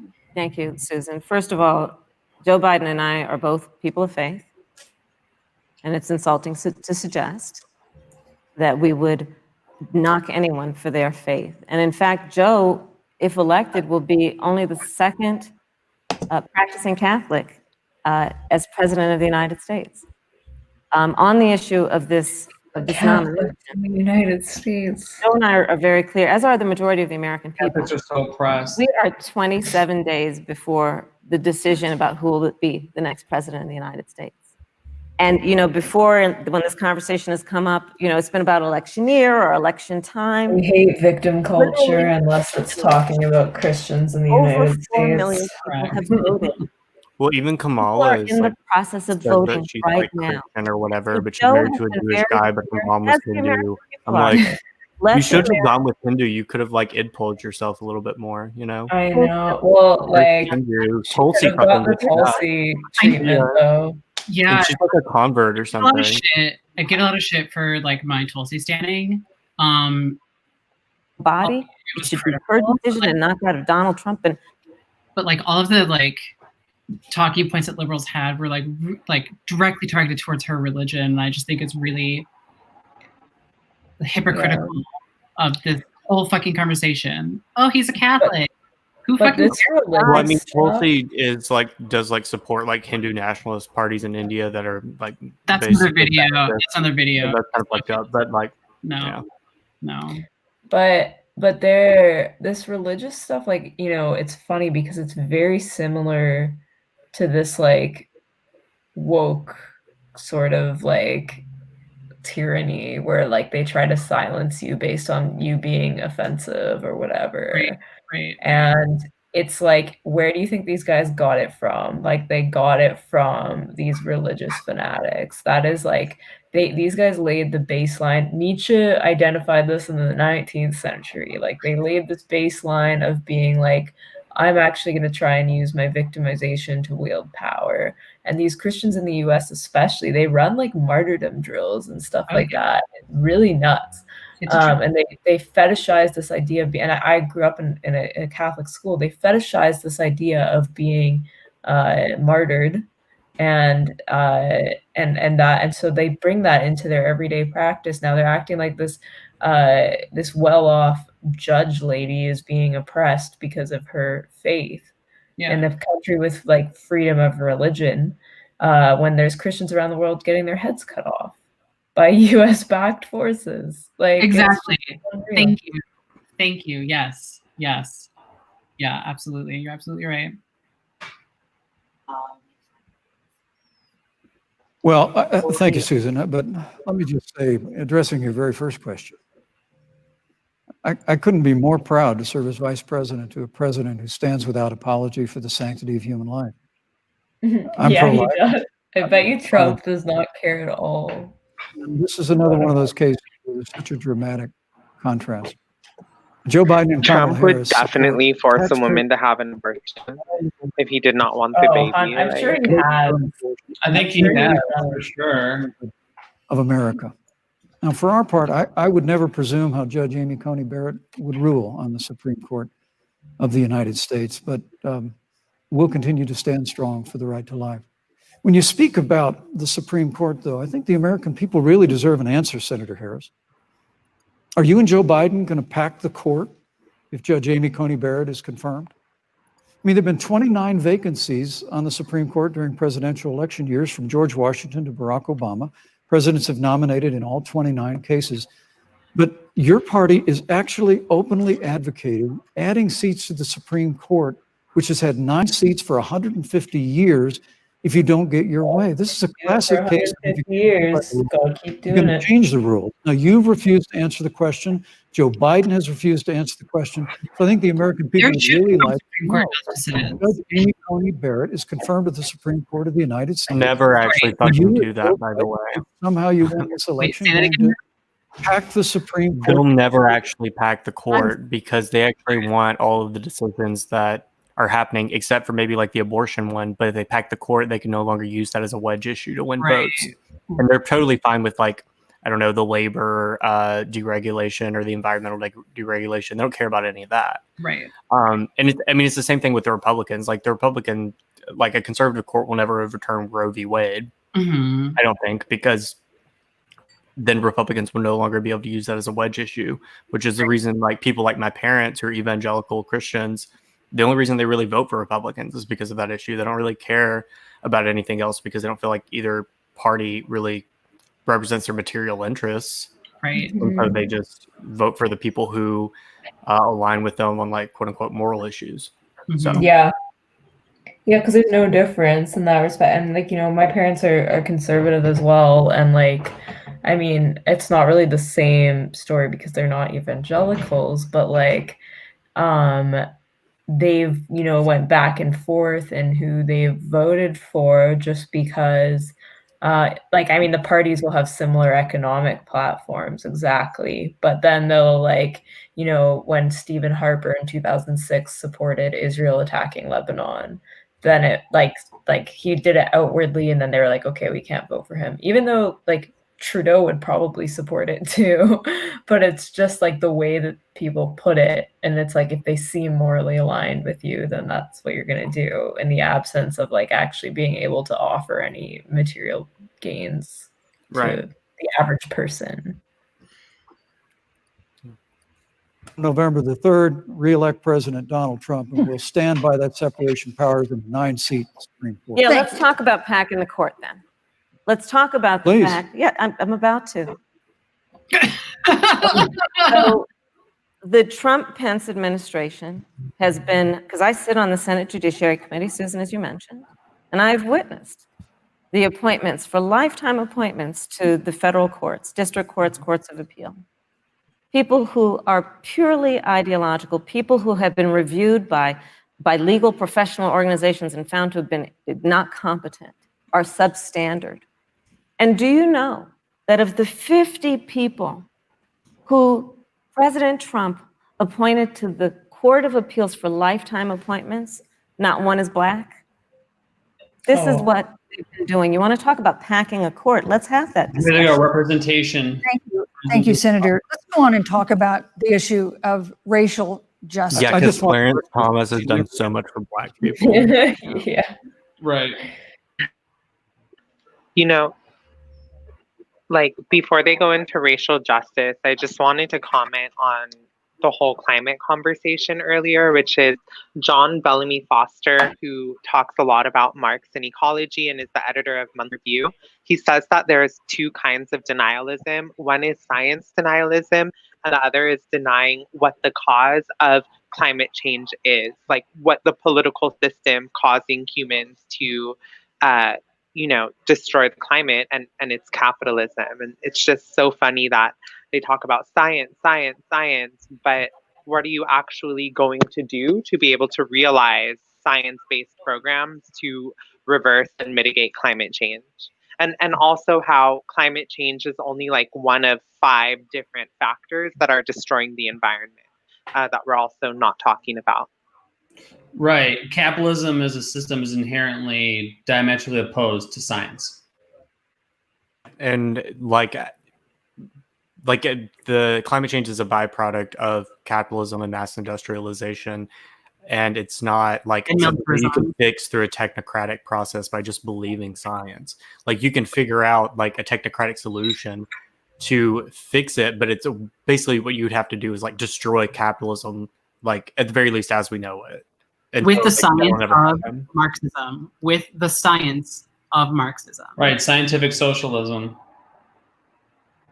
Country of every race, of every age, of every gender, perfect strangers to each other, marched shoulder to shoulder, arm in arm, fighting for us to finally achieve that ideal of equal justice under law.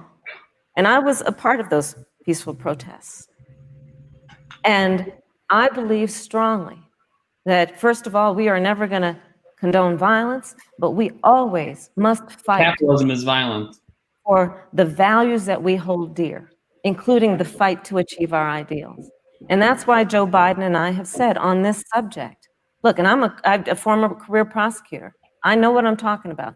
Bad cops are bad for good cops. We need reform of our policing in America and our criminal justice system, which is why Joe and I will immediately ban chokeholds and carotid holds. George Floyd would be alive today if we did that. We will require a national registry for police officers who break the law. We will. I really hope people call her out on what she just said. Prisons and cash bail, and we will decriminalize marijuana, and we will expunge the records of those who have been convicted of marijuana. This is the time for leadership on a tragic issue Senator Harris, of unarmed Black Joe people in Biden's America. against legalizing marijuana, you moron. Vice President Pence, let me pose the same question to you. In the case of Breonna Taylor, is done. You have 2 minutes uninterrupted. Well, our heart breaks for the loss of any innocent American life. And the family of Breonna Taylor has our sympathies. But I trust our justice system, a grand jury that refused the evidence. And it really is remarkable that as a former prosecutor, you would assume that an impaneled grand jury looking at all the evidence got it wrong. But you're entitled to your opinion, Senator. I think, and with regard to George Floyd, there's no excuse for what happened to George Floyd. Justice will be served. But there's also no excuse for the rioting and looting that followed. I mean, it really is astonishing. Flora Westbrook is with us here tonight in Salt Lake City. Just a few weeks ago, I stood at what used to be her salon. Was burned to the ground by rioters and looters. And Flora is still trying to put her life back together. And I must tell you, this presumption that you hear consistently from Joe Biden and Kamala Harris, that America is systemically racist, and that, as Joe Biden said, that he believes that law enforcement has an implicit bias against minorities, is a great insult to the men and women who serve in law enforcement. And I want everyone to know, who puts on the uniform of law enforcement every day, that President Trump and I stand with you. And it is remarkable that when Senator Tim Scott tried to pass a police reform bill, brought together a group of Republicans and Democrats, Senator Harris, you got up and walked out of the room. And then you filibustered Senator Tim Scott's bill on the Senate floor that would have provided new accountability, new resources. But we don't have to choose between supporting law enforcement, improving public safety, and supporting our African American neighbors and all of our minorities. Under President Trump's leadership, we'll always stand with law enforcement, and we'll do what we've done from day one, and that is improve the lives of African Americans. Thank you, Vice President. Record unemployment, record investments in education, and we'll fight for school choice for all of our members. Thank you, Vice President. I'd like to respond. Senator Harris. I will not sit here and be lectured by the Vice President on what it means to enforce the laws of our country. I am the only one on this stage who was personally prosecuted, everything from child sexual assault to homicide. I'm the only one on the stage who was currency in marijuana, taking advantage of America's homeowners. I'm the only one on this stage who prosecuted for-profit colleges for taking advantage of our veterans. And the reality of this is that we are talking about an election in 27 days, where last week, the President of the United States took a debate stage in front of 70 million Americans and refused to condemn white supremacists. Not true. And not true. It wasn't like he didn't have a chance. He didn't do it, and then he doubled down. And then he said, when pressed, stand back, stand by. And this is a part of a pattern of Donald Trump's. He called Mexicans rapists and criminals. He instituted as his first act a Muslim ban. On the issue of Charlottesville, where people were peacefully protesting the need for racial justice, where a young woman was killed. And on the other side, there were neo-Nazis carrying tiki torches, shouting racial epithets. The fact that they're tiki torches anti-Semitic will never not be funny to me. And Donald Trump, when asked about it, said, people on both sides. This is who we have as the President of the United States. In America, you deserve better. Joe Biden will be a president who brings our country together. Senator Harris. And recognizes the beauty in our diversity and the fact that we all have so much more in common than what separates us. Vice President Pence, let me give you a minute to respond. Thank you, Susan. I appreciate that very much. You know, I think this is one of the things that makes people dislike the media so much in this country, Susan, is that you selectively edit, just like Senator Harris did, comments that President Trump and I and others on our side of the aisle make.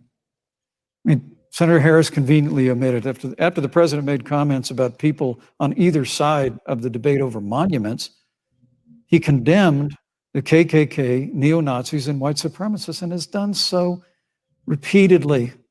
You're concerned that he doesn't condemn neo-Nazis. President Trump has Jewish grandchildren. His daughter and son-in-law are Jewish. Oh my God. Who that solves it. Respects and cherishes all of the American people. But you talk about having personally prosecuted. There's Zionists who are not Jewish. Thank you. I really need to make this point. When you were DA in San Francisco, when you left office, African Americans were 19 times more likely to be prosecuted for minor drug offenses than whites and Hispanics. When you were Attorney General of California, you increased the proportionate incarceration of Thank blacks you. in California. Yeah. You did nothing on criminal justice reform in California. You didn't lift a finger Thank to you. pass the First Step Back on Capitol Hill. I mean, the reality is your record Thank speaks you, for Vice itself. President President Pence. Trump and I have fought for criminal justice reform. Thank you, Vice President We fought for Pence. educational choice and I wish they would opportunity. talk about the neo-Nazis in Ukraine, but then they would have to admit that both Democrats and Republicans supported that bullshit, where they're literally arming the Azov battalion. Do I need to respond? Let me give you 30 seconds because we're running out of I time. appreciate that. First of all, having served as the Attorney General of the state of California, the work that I did is a model of what our nation needs to do, and we will be able to do under a Joe Biden presidency. Oh my God. Our That's agenda bold. includes what this administration has failed to do. It will be about not only instituting a ban on chokeholds and carotid holes. Thank you. Not only, Thank you, Senator I would Harris. like to go through, These are points that you made earlier in the hour, and I want to talk about the election itself before we have to. but I want to talk about the connection between what Joe and I will do and my record. She's Which even born includes- Susan. I was the first statewide officer to institute a requirement that my agents would wear body cameras and keep them on full time. We were the first to initiate a requirement that there would be a training for law enforcement on implicit bias, because yes, Joe Biden and I recognize that implicit bias does exist, Mr. Vice President, contrary to what you may believe. We did the work of instituting reforms that were about investing in reentry. This is the work that we have done and the work we will do going forward. And again, I will not be lectured by the Vice President on our record of what we have done in terms of law enforcement and keeping our communities safe, and a commitment to reforming the criminal justice system of America. Thank you, Senator Harris. And I'd like to pose I'd like you to respond first to the question on our final topic, the election itself. President Trump has several times refused to commit himself to a peaceful transfer of power after the election. If your ticket wins and President Trump refuses to accept a peaceful transfer of power, what steps would you and Vice President Biden then take? What would happen next? You have 2 minutes. So I'll tell you, Joe and I are, I think, particularly proud of the coalition that we've built around our campaign. We probably have one of the broadest coalitions of folks that you've ever seen in a presidential race. Of course, we have the support of Democrats, but also independents and Republicans. In fact, 7 members of President George W. Bush's cabinet are supporting our ticket. We have Terrifying. Colin No, Powell. we've got PMC Cynthia McCain. white people, PMC black people, PMC Latinos, PMC Republicans. They got it all. Someone just got mad at me on Twitter for being upset or like saying that Kamala is like a terrible debater. And this is what they said. It just makes me laugh. So they said, do not school me, you stupid child. You're as bad as Trump, relativizing all truth claims until everything is meaningless drivel. You believe in anything except your Twitter profile.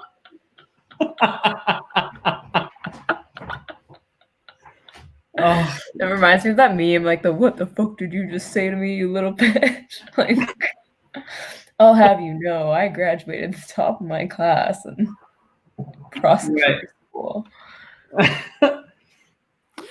Be like, I'm Canadian. I'm just an objective observer. Yeah. I'm part of the OCPW, actually. Milo works for the OAS. Yeah, I work for the OAS. I actually don't think these are legitimate elections, so I actually recognize Esperanza as the president of the U.S. I do too. Do I? That stage said, hey, just please vote. So I'll repeat what Joe said. Please vote. Thank you, Senator. Vice President Pence, President Trump has several times refused to commit himself to a peaceful transfer of power after the election.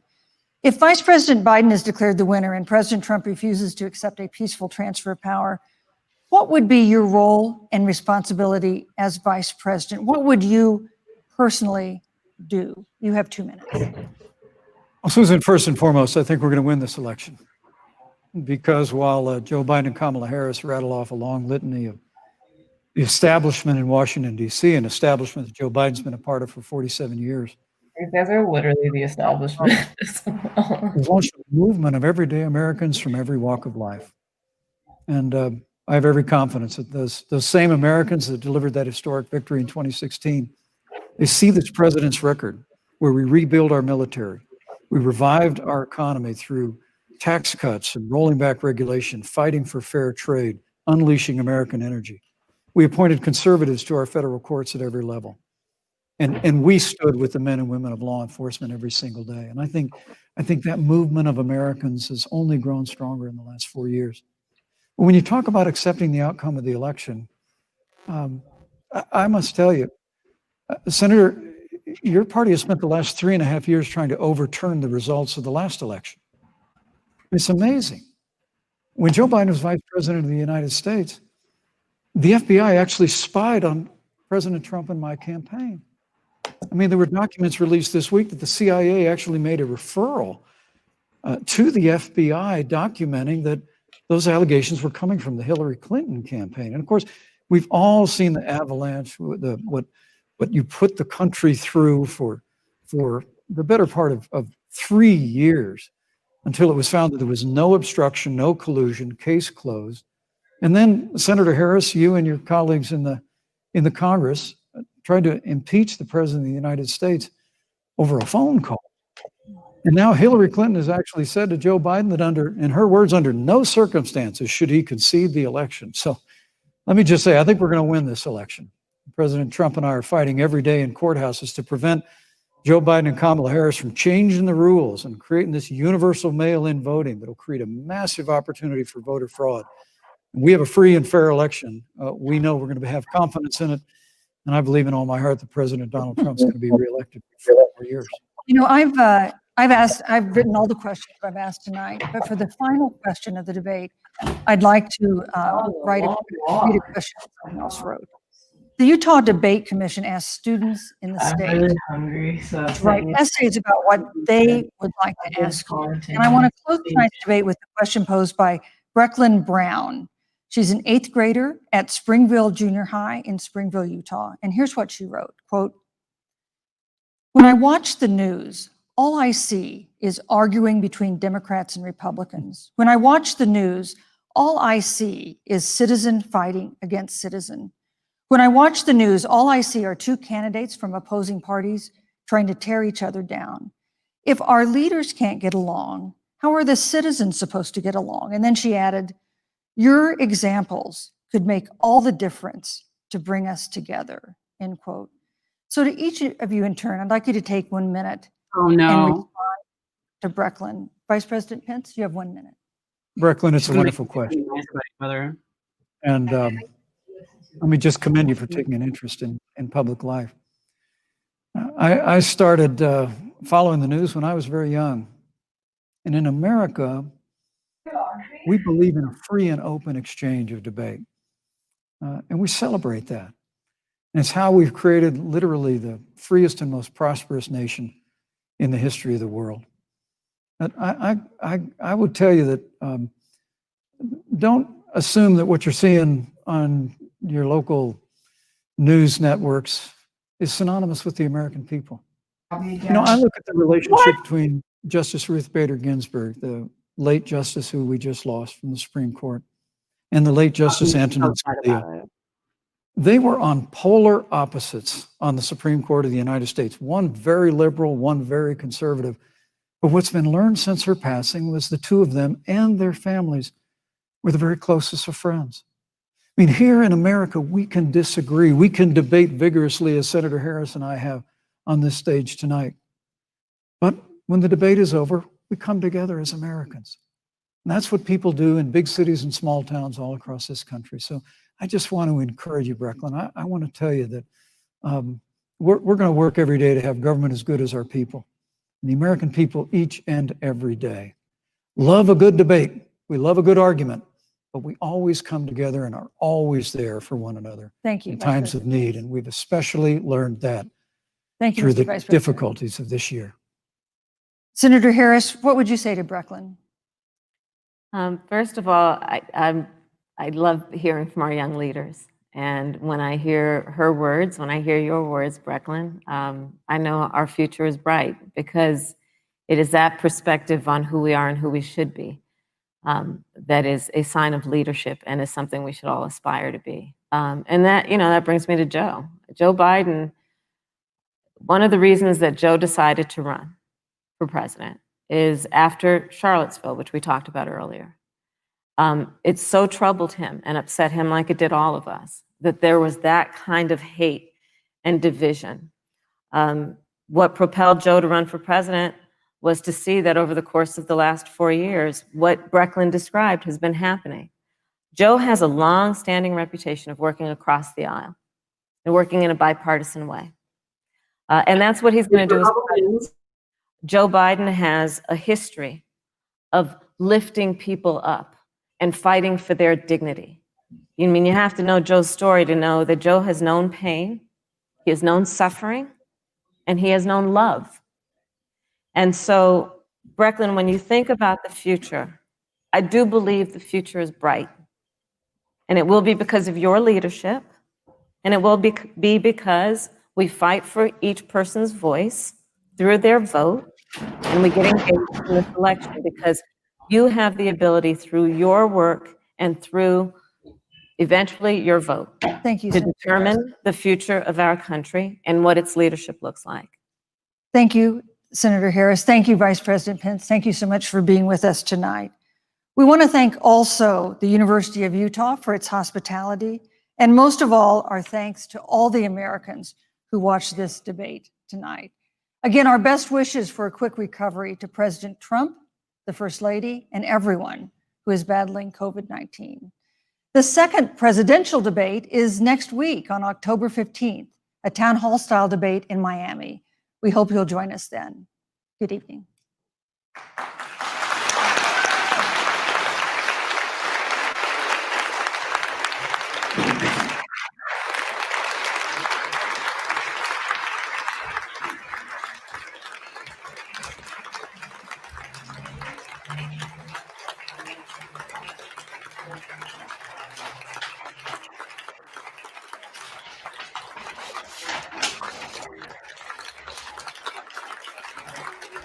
Eric, can you mute the sound?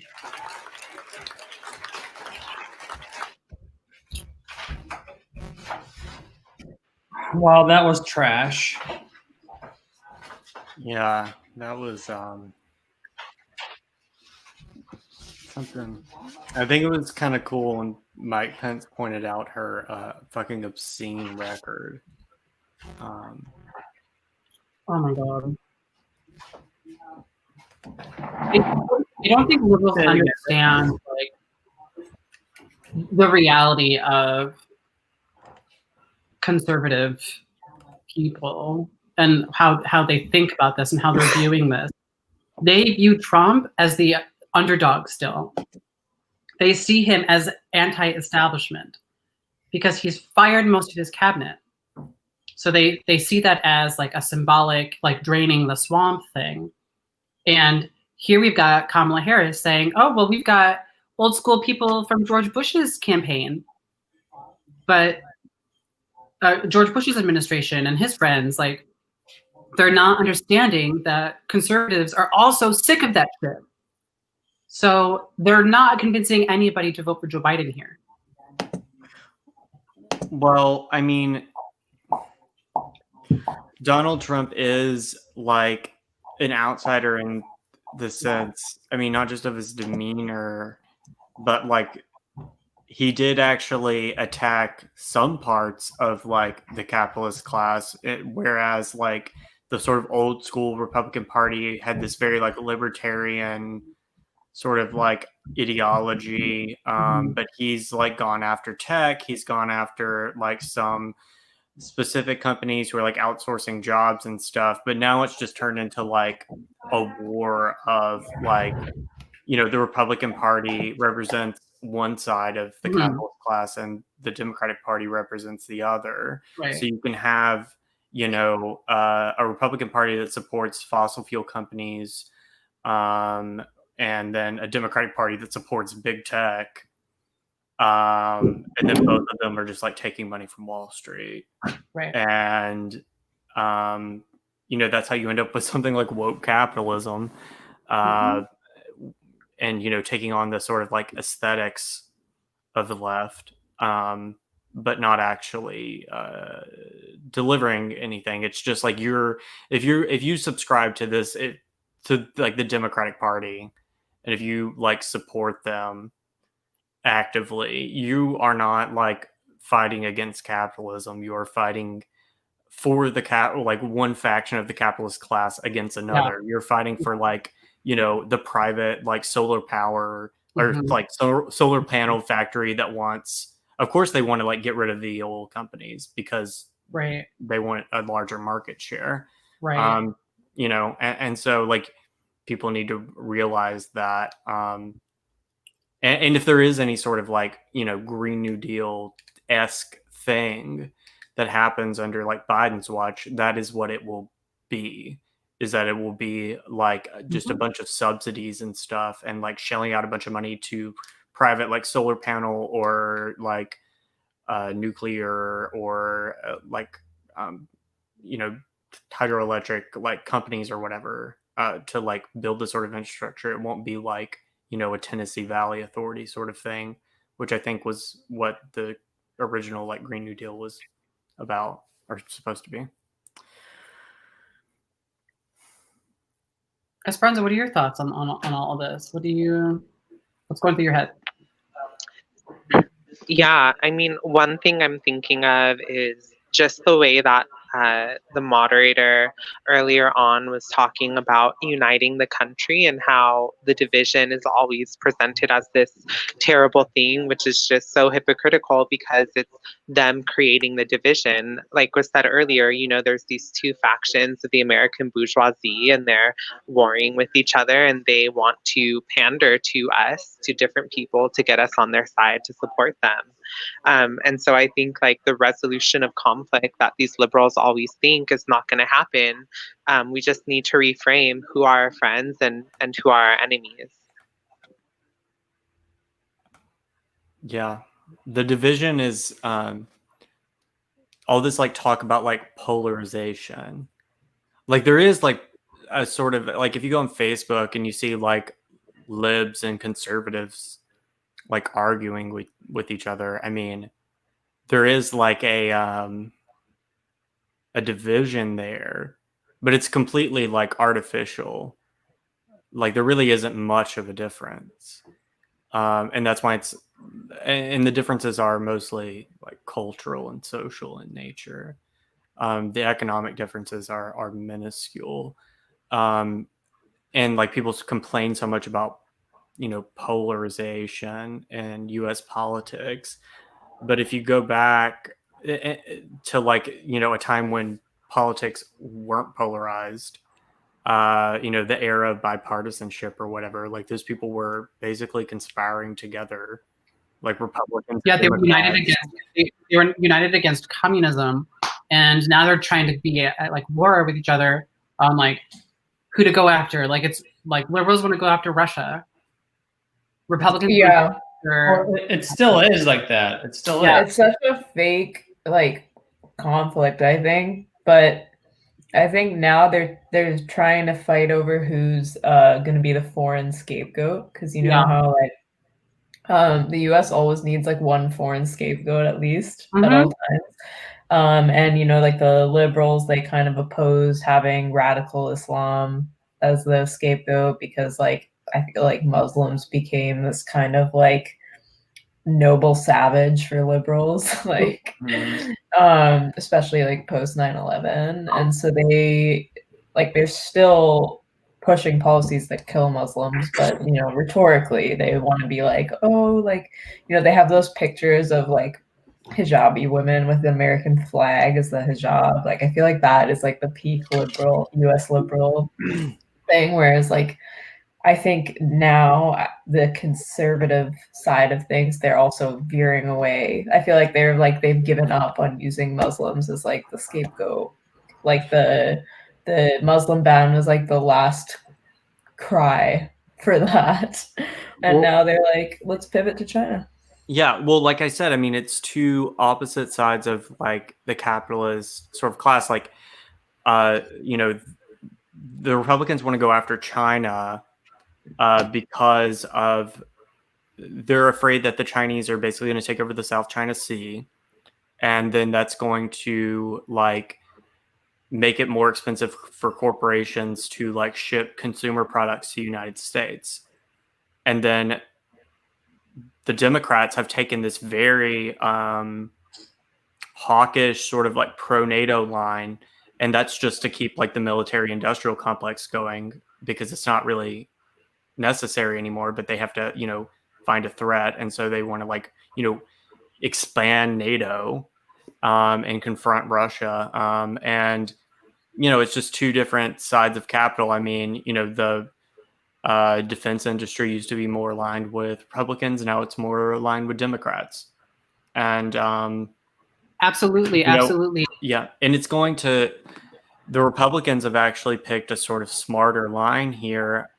They don't actually care about like workers or anything, of course, but it's a lot easier to convince people if you are looking for an external enemy to pick a country like China instead of Russia, because like I think people kind of understand that like Russia or like the average person like doesn't think about Russia. They don't give a shit about Russia.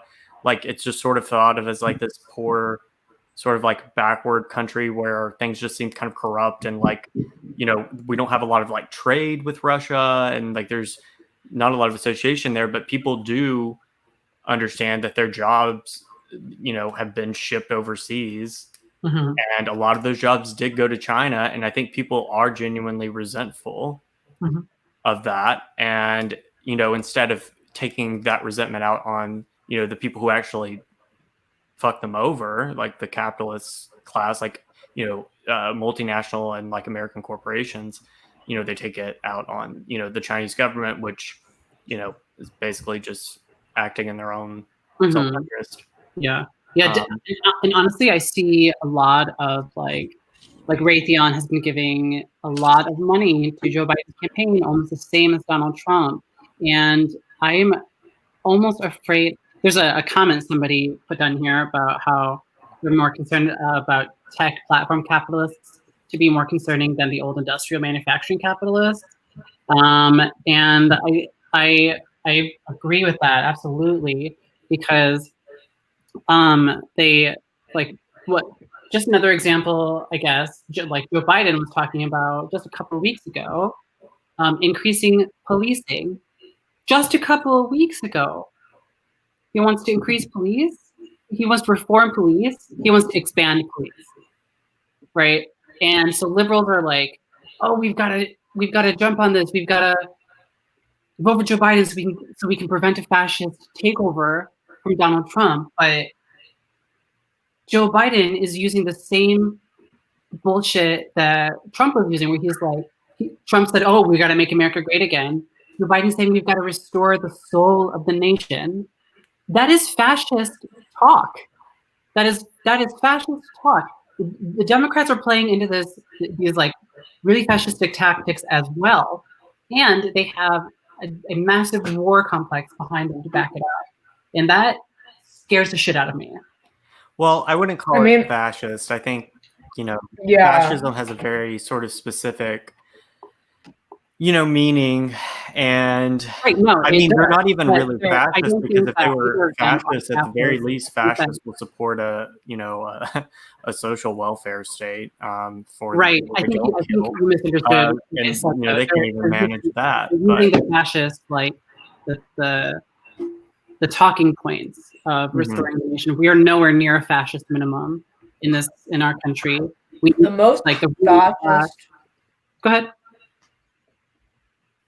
The most fascist the U.S. has been is in their foreign policy, and that's what many people are supporting. Like, the Democrats will call Trump a fascist until they turn blue, but their foreign policy is doing much more to consolidate fascism than I think Donald Trump is.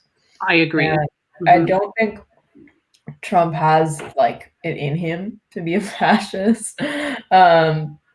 that doesn't mean that the U.S. doesn't have fascist elements to it. Right. But I really think that, like, you know, the Democrats who are trying to embrace this, like, Trump is a Nazi thing, while, you know, basically suffocating the life out of other countries and supporting fascists in Saudi Arabia and their allies, I think is just the biggest exercise of fascism. And then when people call it out, when we call out, you know, the US's foreign policy, we're called tankies, we're called dictator lovers, you know, oh, you're pro-authoritarian. There is nothing more authoritarian than trying to starve a country into submission. There's nothing more authoritarian than going into a country and dismantling its entire government because their government is not kissing your feet. Like, that is authoritarianism. That is like, and whatever party is in power, they're doing it. Yeah. So they use fascist tactics to maintain, like, control. They're using the slogans. They're using the fascist, oh, we've got to do this to make America better. You know, we got to go back to what it was. So, like, they use this nostalgic romanticism of the past that never existed. When was America great for anybody? When did America ever have a soul? Well, the thing that I think that Donald Trump was hearkening back to, and I think that's why it appealed to a lot of people who normally wouldn't vote for the or for the Republican Party. Like, you know, I mean, because you have your core Republican base, which is, you know, traditionally like the upper middle class, which have now become Democrats, and you know, evangelical and like Catholic conservatives, and like Orthodox Jews. Like, that's basically it. It was all like based on social issues, and then also like a sort of like pro corporate sort of politics. But the people that got Trump across the finish line, in large part, were, you know, people who had formerly been part of this sort of contingent of people in like the 1950s, 60s, and even like, you know, up into the 90s. It started declining in the 80s, of people who, you know, for whom you could get like, you know, a high school education and then go and like work in a factory or go and work like on a pipeline or in a coal mine or wherever, and like have a respectable like middle class life. And all of that was thrown away. One, because the rest of the world started recovering from World War II, and the United States, you know, they regained their capacity to produce. You know, that's why you have the, you know, the resurgence of industry in countries that we fought in World War II, like Japan and Germany. And then you also have all of these free trade agreements that we made, like NAFTA. You know, when China went to the World Trade Organization, a lot of jobs left because of that. So like what he was hearkening to is like a time where people remember where their lives weren't so bad, because we did have strong labor unions, a strong manufacturing base. And like, you know, if you like worked hard, you might not get ahead, but you were able to survive with a level of comfort that you're not able to now. Like people, I think that a lot of times the left is like, oh, America like was never great. I'm like, no, it was never great, but it was better. Like, I mean, even for like black wealth has declined since the 1960s, like since segregation ended. Like, I mean, even for like the most marginalized people who were marginalized by law at this, you know, point in time, things have gotten worse.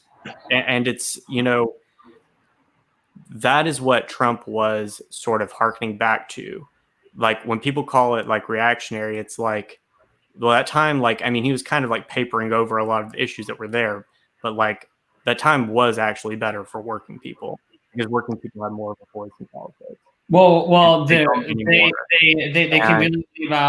conveniently leave out the fact that the reason why there were better like union paying jobs and things of that nature is because there was a socialist and communist parties on the ground that were a threat to the ruling elite, and they had the USSR to deal with, and that they didn't want the revolution to come to America. Well, that's true. The Soviet Union. But now we have China, and the reason why they're really trying to paint China as this evil human rights abusing place is because they are socialist and they're beating the U.S. in every measure possible, and there is seeds for revolution right now. We just don't have the quality of it. We don't have those institutions anymore. We don't have a functioning vanguard socialist party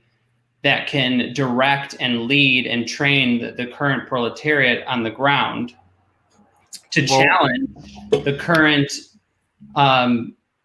ruling elites. Well, I mean, that was true for the 1930s, but the communist movement had already declined by the 50s and 60s, and things were still pretty good. I think it was more just because you had organized labor, which was basically the Democratic Party was funded by organized labor up until the 1970s. And so they had to acquiesce to labor power, even though, a lot of people, and it probably was short-sighted, but, labor in the United States could have gone with a socialist or a communist party, but instead they went with the Democrats, and it worked for them for a while. But ultimately, they got sold out.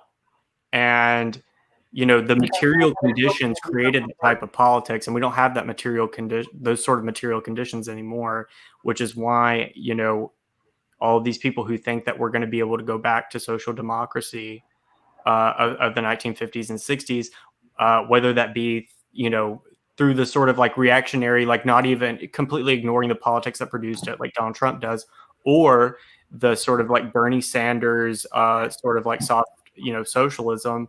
The material conditions are not here. They're just not even to produce social democracy, and certainly not to produce communism. And people are going to have to come to terms with that, I think. I don't know. I think those conditions are here. We're just missing the we're just missing the vanguard leadership. We're missing the quality of the leadership to direct the current unrest and uprisings into a revolutionary force, because we definitely do have the conditions to create a socialist state here. We just don't have the quality. We have the quantity. We have the right amount of people that want a revolution. We just don't have the quality of the leadership. We have all this tailing going on and no direct leadership. We don't have a party to train people. Yeah. I have to run because I need to finish my readings. Okay. Bye, Mila. We love you. Property law. So that's fun. Yeah, it actually is really fun. But yeah, I love you guys, and thanks to everyone for joining us. And I'm sure I'll see you again soon. Wait, Amelia, before you go, let people know where they can find your work. Oh yeah, check out my Twitter here. People have been getting mad at me for the last day or so because I said that the word decolonization has been rendered meaningless. So you've probably seen that tweet on your TL. I've been contemplating deleting it just because, yeah. That maybe I won't bow to the libs. It's fine. And garib.substack.com as well as my blog. Gotta do some more writing on that, but mostly Twitter. So I'll see you online. Well, we love you, and everyone go check out her work. Bye. We love you. Do we use Esperanza too? Oh no, I got her. Esperanza, you were gonna say something?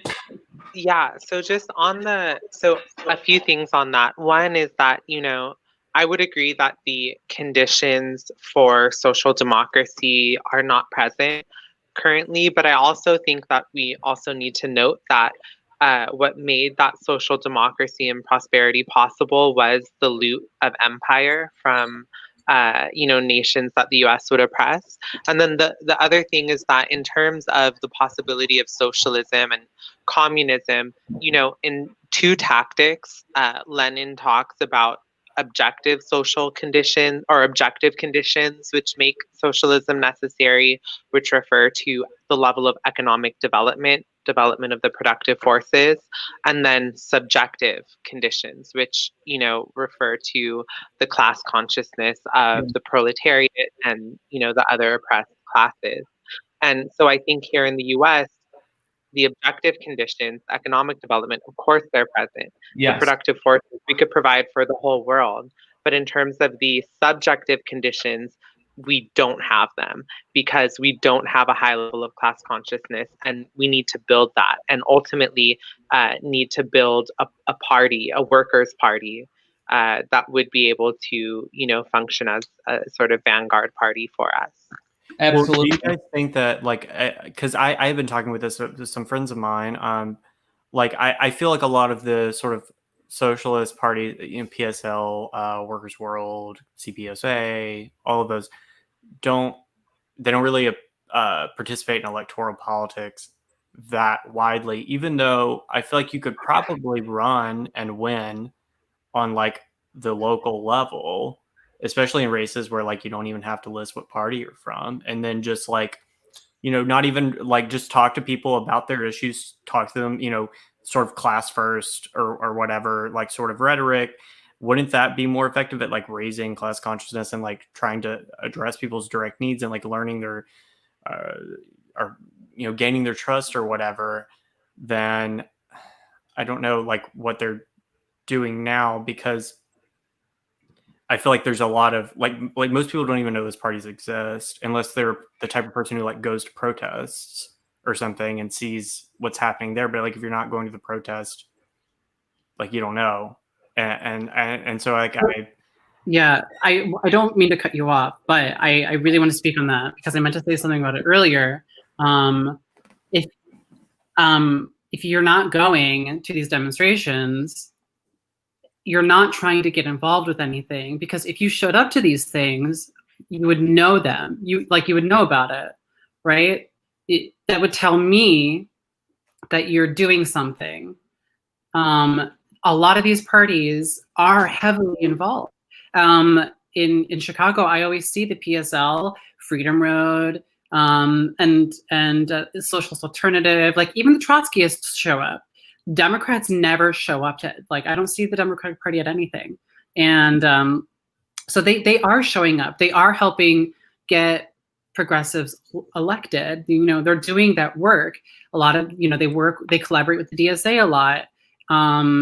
They are doing that work. It's just like, because those, after, neoliberalism kind of like stripped away all of the good things that the social democracy built for us, and we were left with nothing. And like this person in the comments here says the unions disappeared with globalism. The Democrats fucking did that, and people still hold on to this loyalty they have with the Democratic Party. They're hoping that the Democrats are going to like reverse all of the policies that they did. I don't think that's logical. I don't think that's sane. Right. But I mean, I think that like the sort of movement, like if you're going to have a movement towards communism and socialism, you shouldn't just be speaking to the people who are showing up to the protest, because you have to meet people where they are. Like people who are going to protests are already like have some sort of political consciousness. Like, and if the goal is to sort of raise consciousness, I think, you're going to have to go beyond like the protests. I'm not saying that those are bad or that they don't mean anything. Right. I'm just saying that, like, I mean, if you look at like, the way the Democratic Party was able to build loyalty originally was through sort of like a machine, like sort of like politics, where it's like, we work on the local level. We will deliver for you, labor union. We will deliver for you, like, poor community or whatever. We will, get investment or like whatever, whatever make work project in your area. And like, I mean, people, I think, if you want to sort of like get beyond the type of people, because you can convert everybody that's going to a BLM protest, you can make them like a hardcore, like orthodox Marxist Leninist, And at the end of the day, like, you're just not going to have the numbers. Right. But you're people who are showing up for those protests are like a small portion of the population. Yeah, but again, you're missing the reason why the Democrats didn't wake up one day and be like, oh, we're going to give you all these concessions, working class people. There was an actual organized movement that was way more class conscious than we have today, because there were the organizations to produce that. We don't have that right now, and that's why we built it. What? We have to rebuild. Yeah. Yeah. I mean, I think even though there's a need for a party, we're not in the state where we could just build a party and it will be the vanguard party. I think that, again, we need to study like revolutions that happened, you know, throughout history, like Russia and China, and see the phases of how their revolution developed, and specifically how class consciousness developed. And I think right now it's not looking at like one party and saying, will you be the vanguard, but about figuring out how to develop class consciousness among workers in this country. And that would involve like three things, which again Lenin names, which are agitation, propaganda, and organizing. And if we could focus on those three things and do them, then, you know, throughout the years, we could eventually build up enough class consciousness and organization to be able to form a vanguard party. But right now, everything is a pre-party formation. Yeah, yeah. We've got to like. Sorry. No, yeah. I didn't mean to cut you off, River. But I definitely hear what you're saying, River. And I think that the work is starting to happen, and we're not yet at a tipping point. But I think we could get there if we keep if we keep supporting people who aren't Democrats. Like we really have to let the Democratic Party go, and maybe we need to start like running as independents for office. Mm-hmm.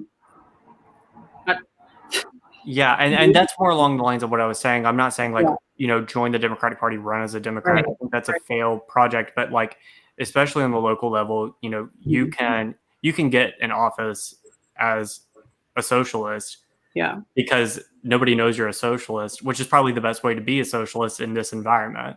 And like, it's,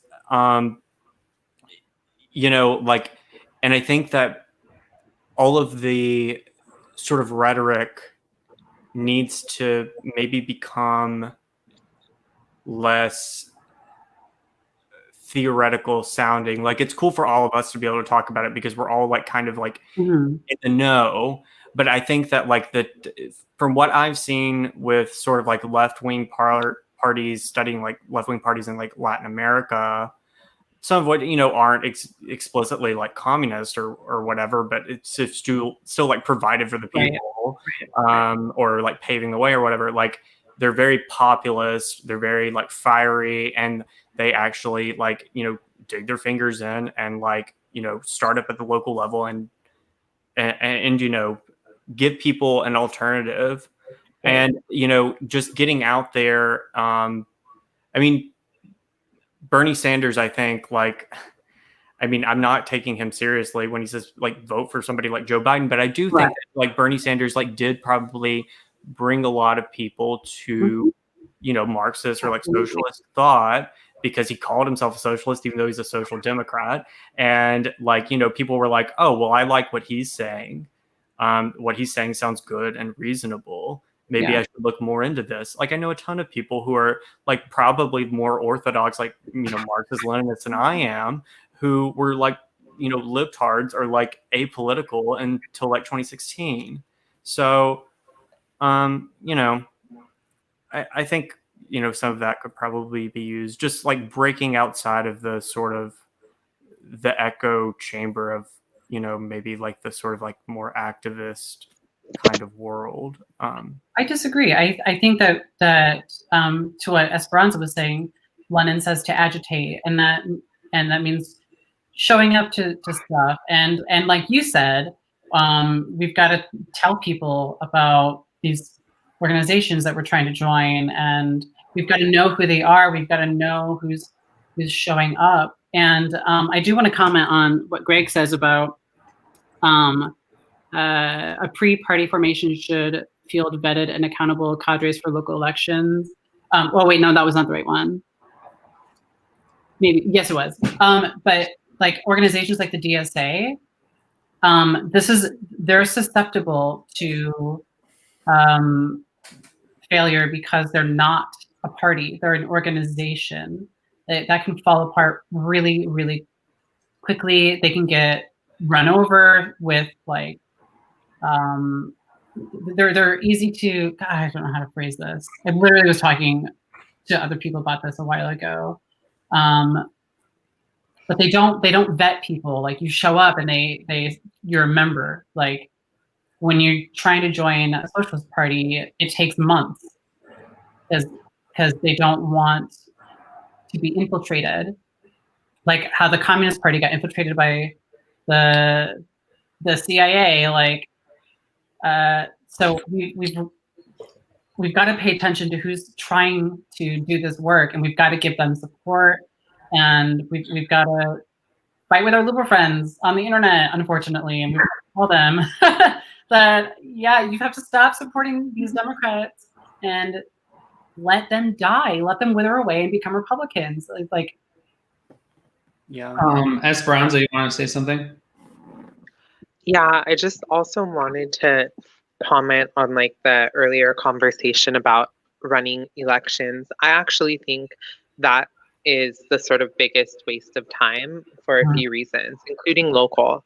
So one is that, you know, socialists that have been able to win local elections, you know, I don't think that there's really been a real return on that. Like other than just sort of building a big following for AOC, who says she's a democratic socialist. Of course she's not.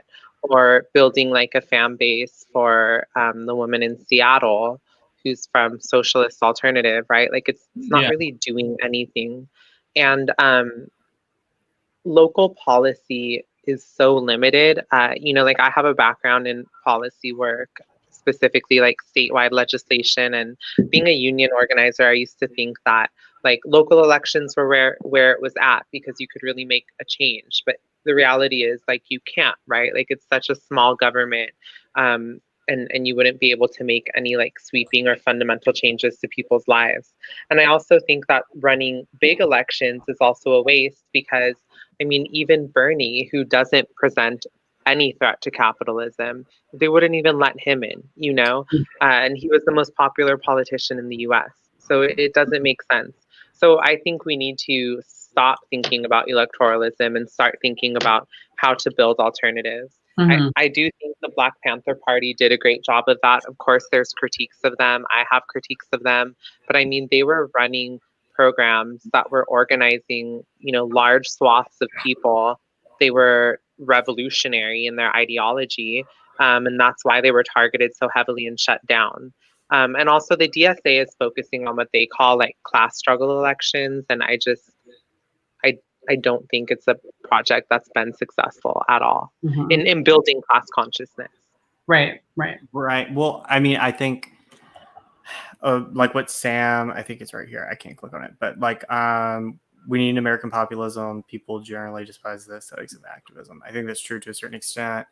I mean, I think if you look at other countries where they've been sort of able to break out of at least like the neoliberal mold, Argentina, Uruguay, Brazil to a certain extent under Lula, like you did that through populism. You did that through, you know, naming the enemy and just being completely like vicious. And like, I feel like that scares a lot of people because they, I don't know, like, it scares a lot of libs because they're afraid of populism. And they think it's right wing inherently, which isn't true.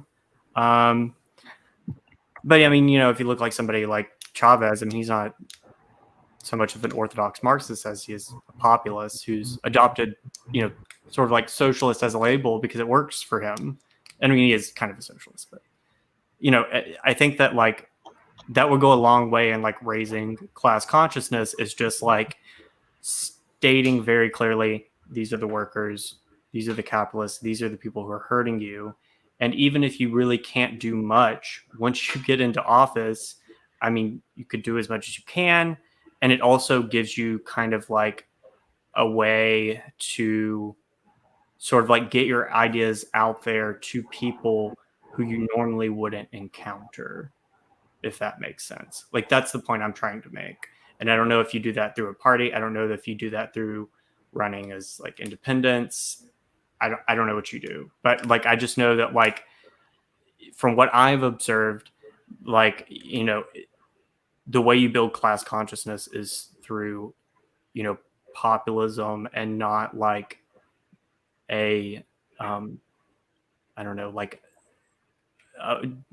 trying to get people to join a Marxist party that it takes, you know, 6 months to get into. Like, most people aren't going to commit to that. And you still want your side. Well, the thing that's been effective in the past is for these party members to show up in these, like what Esperanza was saying with the Black Panther Party. They created actual programs in these communities that are impacted by, you know, capitalism. And we also need to show up there, like showing up to, you know, fend cops off from evicting people. That's another way. That's like like one of the main ways of building class consciousness, to let them know that, you know, this type of party and this type of, like, this vanguard party is here when you need them, and they know what to do with this movement. It's not about like running in elections, because that's, you know, has done nothing. It's actually being more organized and being visible in these communities and being there for them when they need it most, because, you know, these are our allies, these are our potential comrades in the struggle to overthrow capitalism and create and change this bourgeois democracy into a proletarian democracy. And that's how it's been done in the past. Yeah, but like, I mean, the Black Panthers, like, I mean, once they started getting involved outside of the Black community, were murdered and basically destroyed. Because all of that was really fine when they were just talking to Black people. But once they started talking to white people, of course, you know. And I mean, the Black Panthers that are like still alive, I mean, a lot of them, you know, maybe they still have good thought, but like, I'm pretty sure Angela Davis is telling people to vote for Joe Biden. Like, a lot of these people, it's a lot of like, I mean, it's the same thing with like the Weathermen or whatever. Like, a lot of these people, She wasn't a Black Panther. She wasn't a Black Panther? No, so she explains this in her documentary, but she was you know, helping to teach about like Marxism and communism, but she wasn't really a Black Panther because she had problems with the idea of nationalism. Right. Well, I mean, like, you know, like, if you, I don't know. I mean, I'm just like thinking kind of like about like this sort of, because a lot of people thought that, like, you know, the revolution was going to come in the 1960s and 70s, because you did have a lot of people who were joining organizations like the Black Panthers, or like various like socialist like movements, and a lot of them, you know, had pretty like orthodox sort of views. And sure, there was like CIA disruption and like all of that, but ultimately most of these people just, you know, kind of ended up, you know, joining the ranks of like the PMC and becoming libs. And like, I mean, like, Bill Ayers, the head of the Weather Underground, like hosted Obama's first fundraiser. I mean, these people like wound up just like getting close to power, but by just completely abandoning all of their principles. And like, but that's like, everyone. Yeah, like, revisionism happens to everyone, not just the Black Panthers. And I think to deny like the power they built, I mean, look at how the state responded to them, not only by imprisoning them and executing them, but also by actually providing state programs that the Black Panthers called out. So they. Right. But I mean, it's my kind of, I think you're cut out, Esperanza. Can y'all hear her? No. Oh, okay. No, give her a second. She's frozen. I really want to hear what she Yeah. has to say.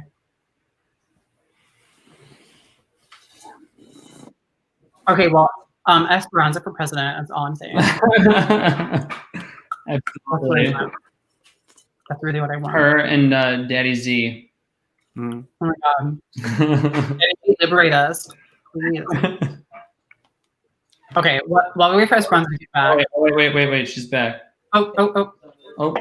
Sorry, y'all, but just to finish what I was saying, we're often critical of propaganda against Russia, China, but we should also be critical of propaganda against the Black Panthers. And I know a lot of people on the American left are so critical of them and refuse to, really acknowledge like the advancements that they made. The rest of us, I mean, we're either caught up in movementism or electoralism. We're either hoping that we could all just build movements and they'll, add up to be some big revolution, or that we'll be able to win in elections. And we've never been able to win in elections. I mean, you're not going to be able to win in elections. Like I will bet money on that. So like we need to look at the advances they made. We need to critique them, sure, but I mean, we can't muddle their legacy, and we can't downplay what they've achieved. And just because people, former Black Panthers are now revisionists and might be doing this or that, I mean, that's everything, honestly. You look at former members of communist parties and it's the same thing. That's because, this might be philosophical, but we're not the same person we were when we were born. We change, we become different people. We're not a fixed object, we're a process because we're human beings. Right. And I think the point is to just not become revisionist, however we do that. Right, and I will point out, like, I have an article that's coming out right now, and I'm actually far less critical of the Black Panthers than I am, like, literally any other sort of new left group, because they were the ones who, like, held fast, like, the longest, and, like, actually were, came from working class communities, worked in working class communities. I mean, I think they did a lot of great stuff. I just feel like, and it's probably the last thing I'm going to say because I got to go, like, take a shower, but, I think that the sort of, like, party vanguard, or like, sort of like orthodox Marxist party vanguard sort of thing, like it just hasn't worked in the United States. Even when, perhaps the biggest opportunity presented itself like in the 1930s. And I just don't see how it moves forward. Like I don't see how we get from having a party vanguard, like, to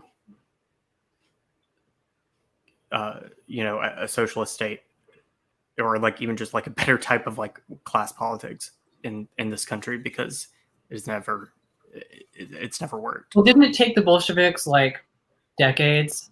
Right, but the Bolsheviks, I mean, like Russia was a completely different time and a completely different country. Like all of that was basically happening in like one or two like cities. Like large parts of the population were just completely disconnected from it. You didn't really have to have the consent of the entire population. And it's not really the situation we're in today. Population, this capitalist country in the 21st century, you cannot have the same, process that you had in a place like the Soviet Union or in China, which were third world countries essentially, with like already basically a weakened state in both cases. Like the material conditions were completely different from where we are now.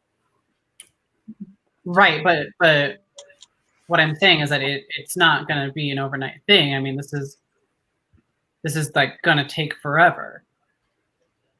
Yeah, I think it's like, yes, the material conditions are different, and no, we should not mechanically copy things that happened before, but they were successful in overthrowing a capitalist state and instituting a dictatorship of the proletariat. And there's a lot to learn from that.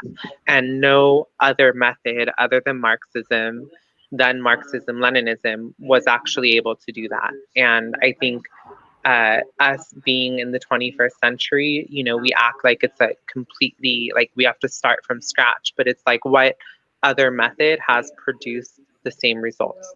There isn't any other one.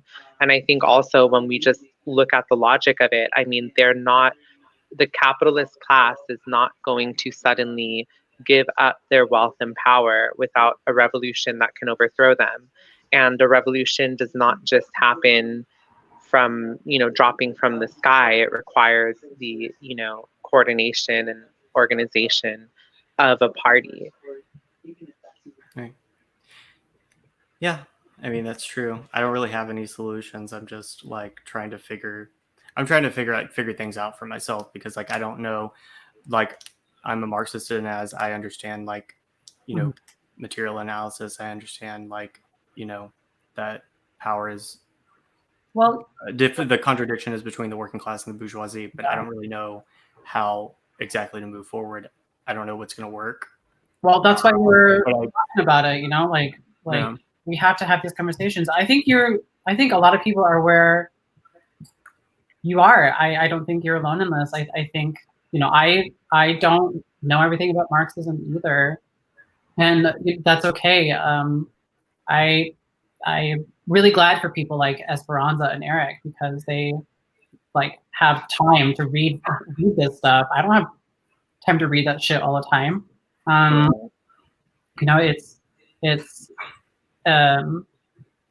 It can be frustrating because you want so desperately for there to be an answer in your lifetime, and it just seems kind of helpless to.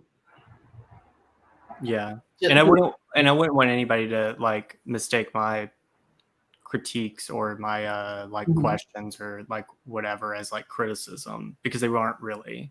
It's just like, I think that these are the type of questions that, sort of need to be asked and like discussed. And I feel like both Esperanza and Eric and you two fucks are like all have like pretty good like input.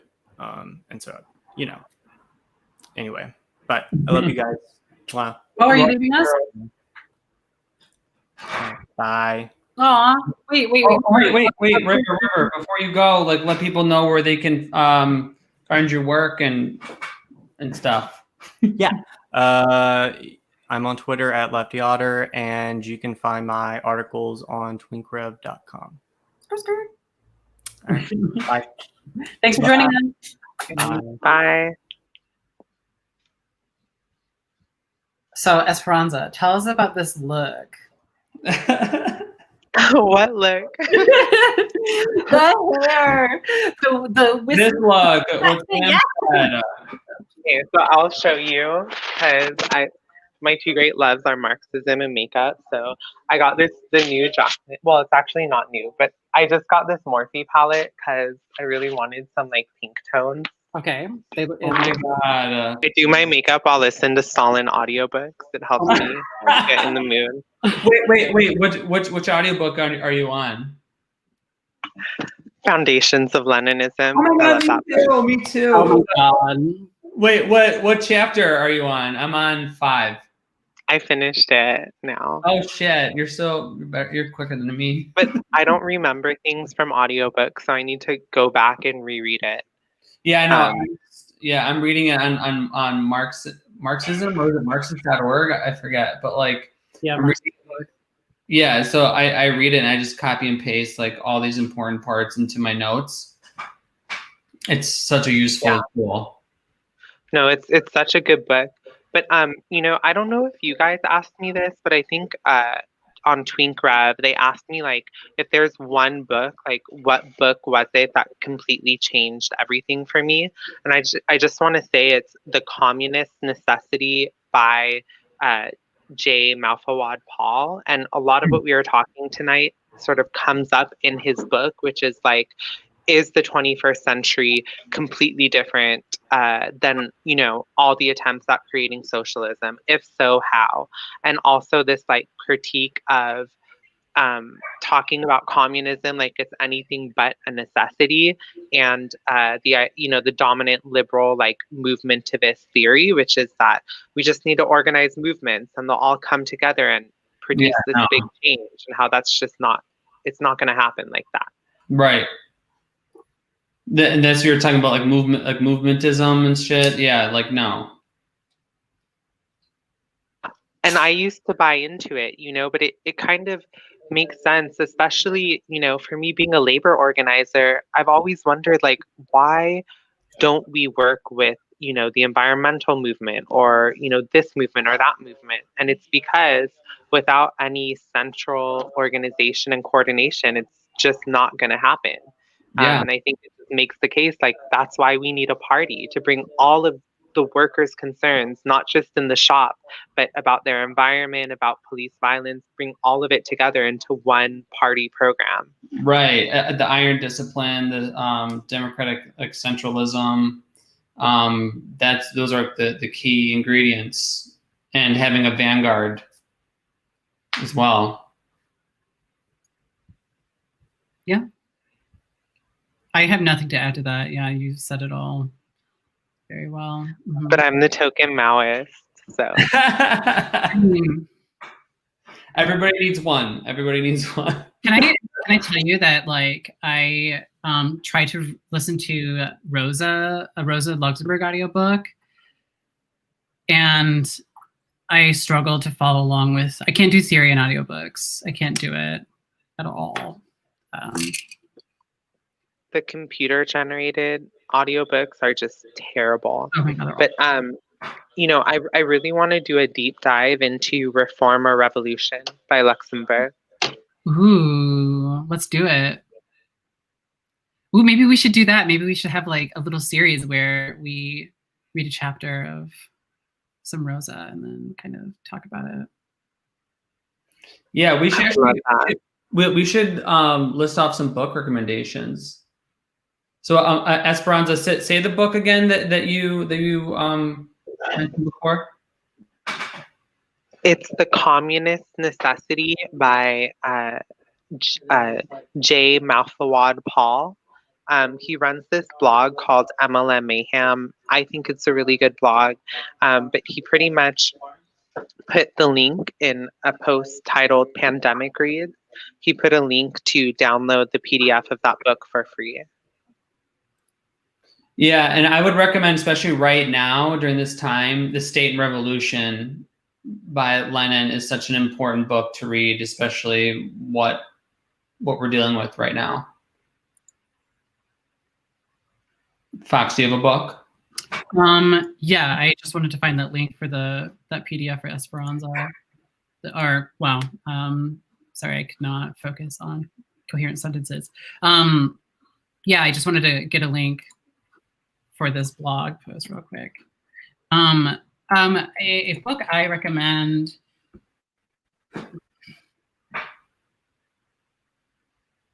Wow. Honestly, Governing Through Crime by Jonathan Simon is really, really good. About how, like, the American government, I mean, it's the title kind of speaks for itself. But that was really useful for me. I turn to Parenti a lot. You can find PDFs of his stuff all over the place. There's this really big, like, Google Docs with like a bunch of information. I think my true foray into feminism and socialism, though, was Helen Keller. So I think, and then I went from Rosa, and then I went to Ingalls, and then I don't know. I just read everything I can from Marxist.org when I have the time. Oh yeah, Black and Reds by Parenti. I'm reading that right now too. But Yeah. But yeah, no, I'm just saying I just got caught up in like Stalin's work. Stalin is just like, I think, one of the most underrated writers and leaders. And it's just his writing. He makes all these complicated, anything that's complicated very easy to digest and understand. So I highly recommend, Stalin's works on, is it Marxist.org? Mm-hmm. Yeah, Marxist.org.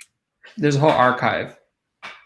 Also, I have to say, if you're looking for someone modern, someone who's still alive,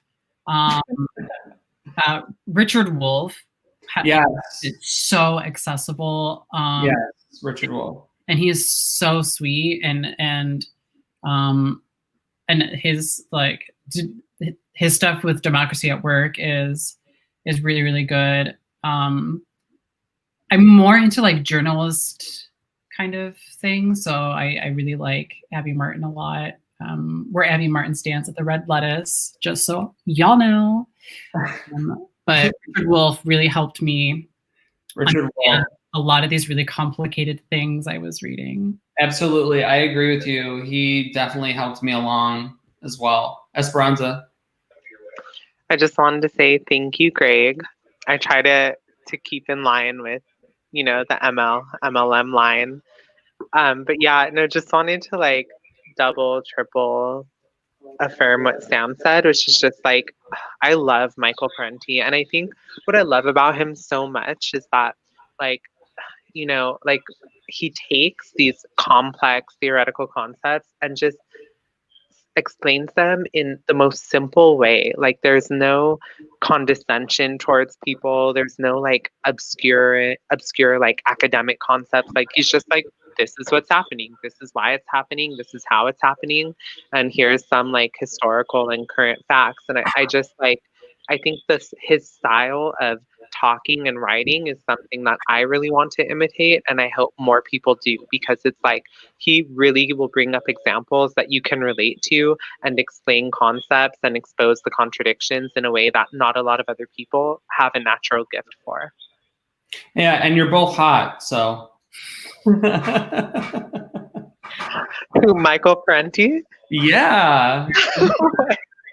Like back in the day, he was really cute. He's a babe. Like tall?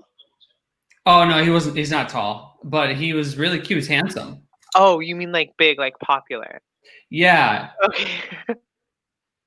Yeah, I'm saying like back in the day, Michael Parenti was a babe. Oh, I thought you said big. Oh no, babe. Oh. What's your favorite piece by Parenti, Esperanza? Honestly, I like all of them. It's like each one I read is my new favorite piece. Most recently, I was reading, actually listening to a lecture about super patriotism, and it just like the way that he explains patriotism and how it functions as an ideology is just so clear. He later talks about reclaiming patriotism. Sam from Twink Rev will probably agree with that. I personally don't really love the concept of America, so it's really hard for me to get behind. But like that lecture he gave was just so accurate and so on point about American patriotism as an ideology meant to justify and reify militarism. Just super, super great points. And then I also like to suggest reading someone who's also very underrated. A brilliant mind, brilliant thinker, and writer is Dr. Amos Wilson. His stuff is amazing. His book, Black on Black Violence, is a really, really great book. Highly recommend that for anyone that's interested in like really radical minds is Dr. Amos Wilson for sure. Another Marxist that I really like to read. I don't know if you've ever heard of her. Her name is Esperanza Fonseca, and she has this. She writes these really wonderful blogs. You can find her work at End Class Society on Twitter. She's one of my favorite Marxists. I heard of that too. She's pretty good.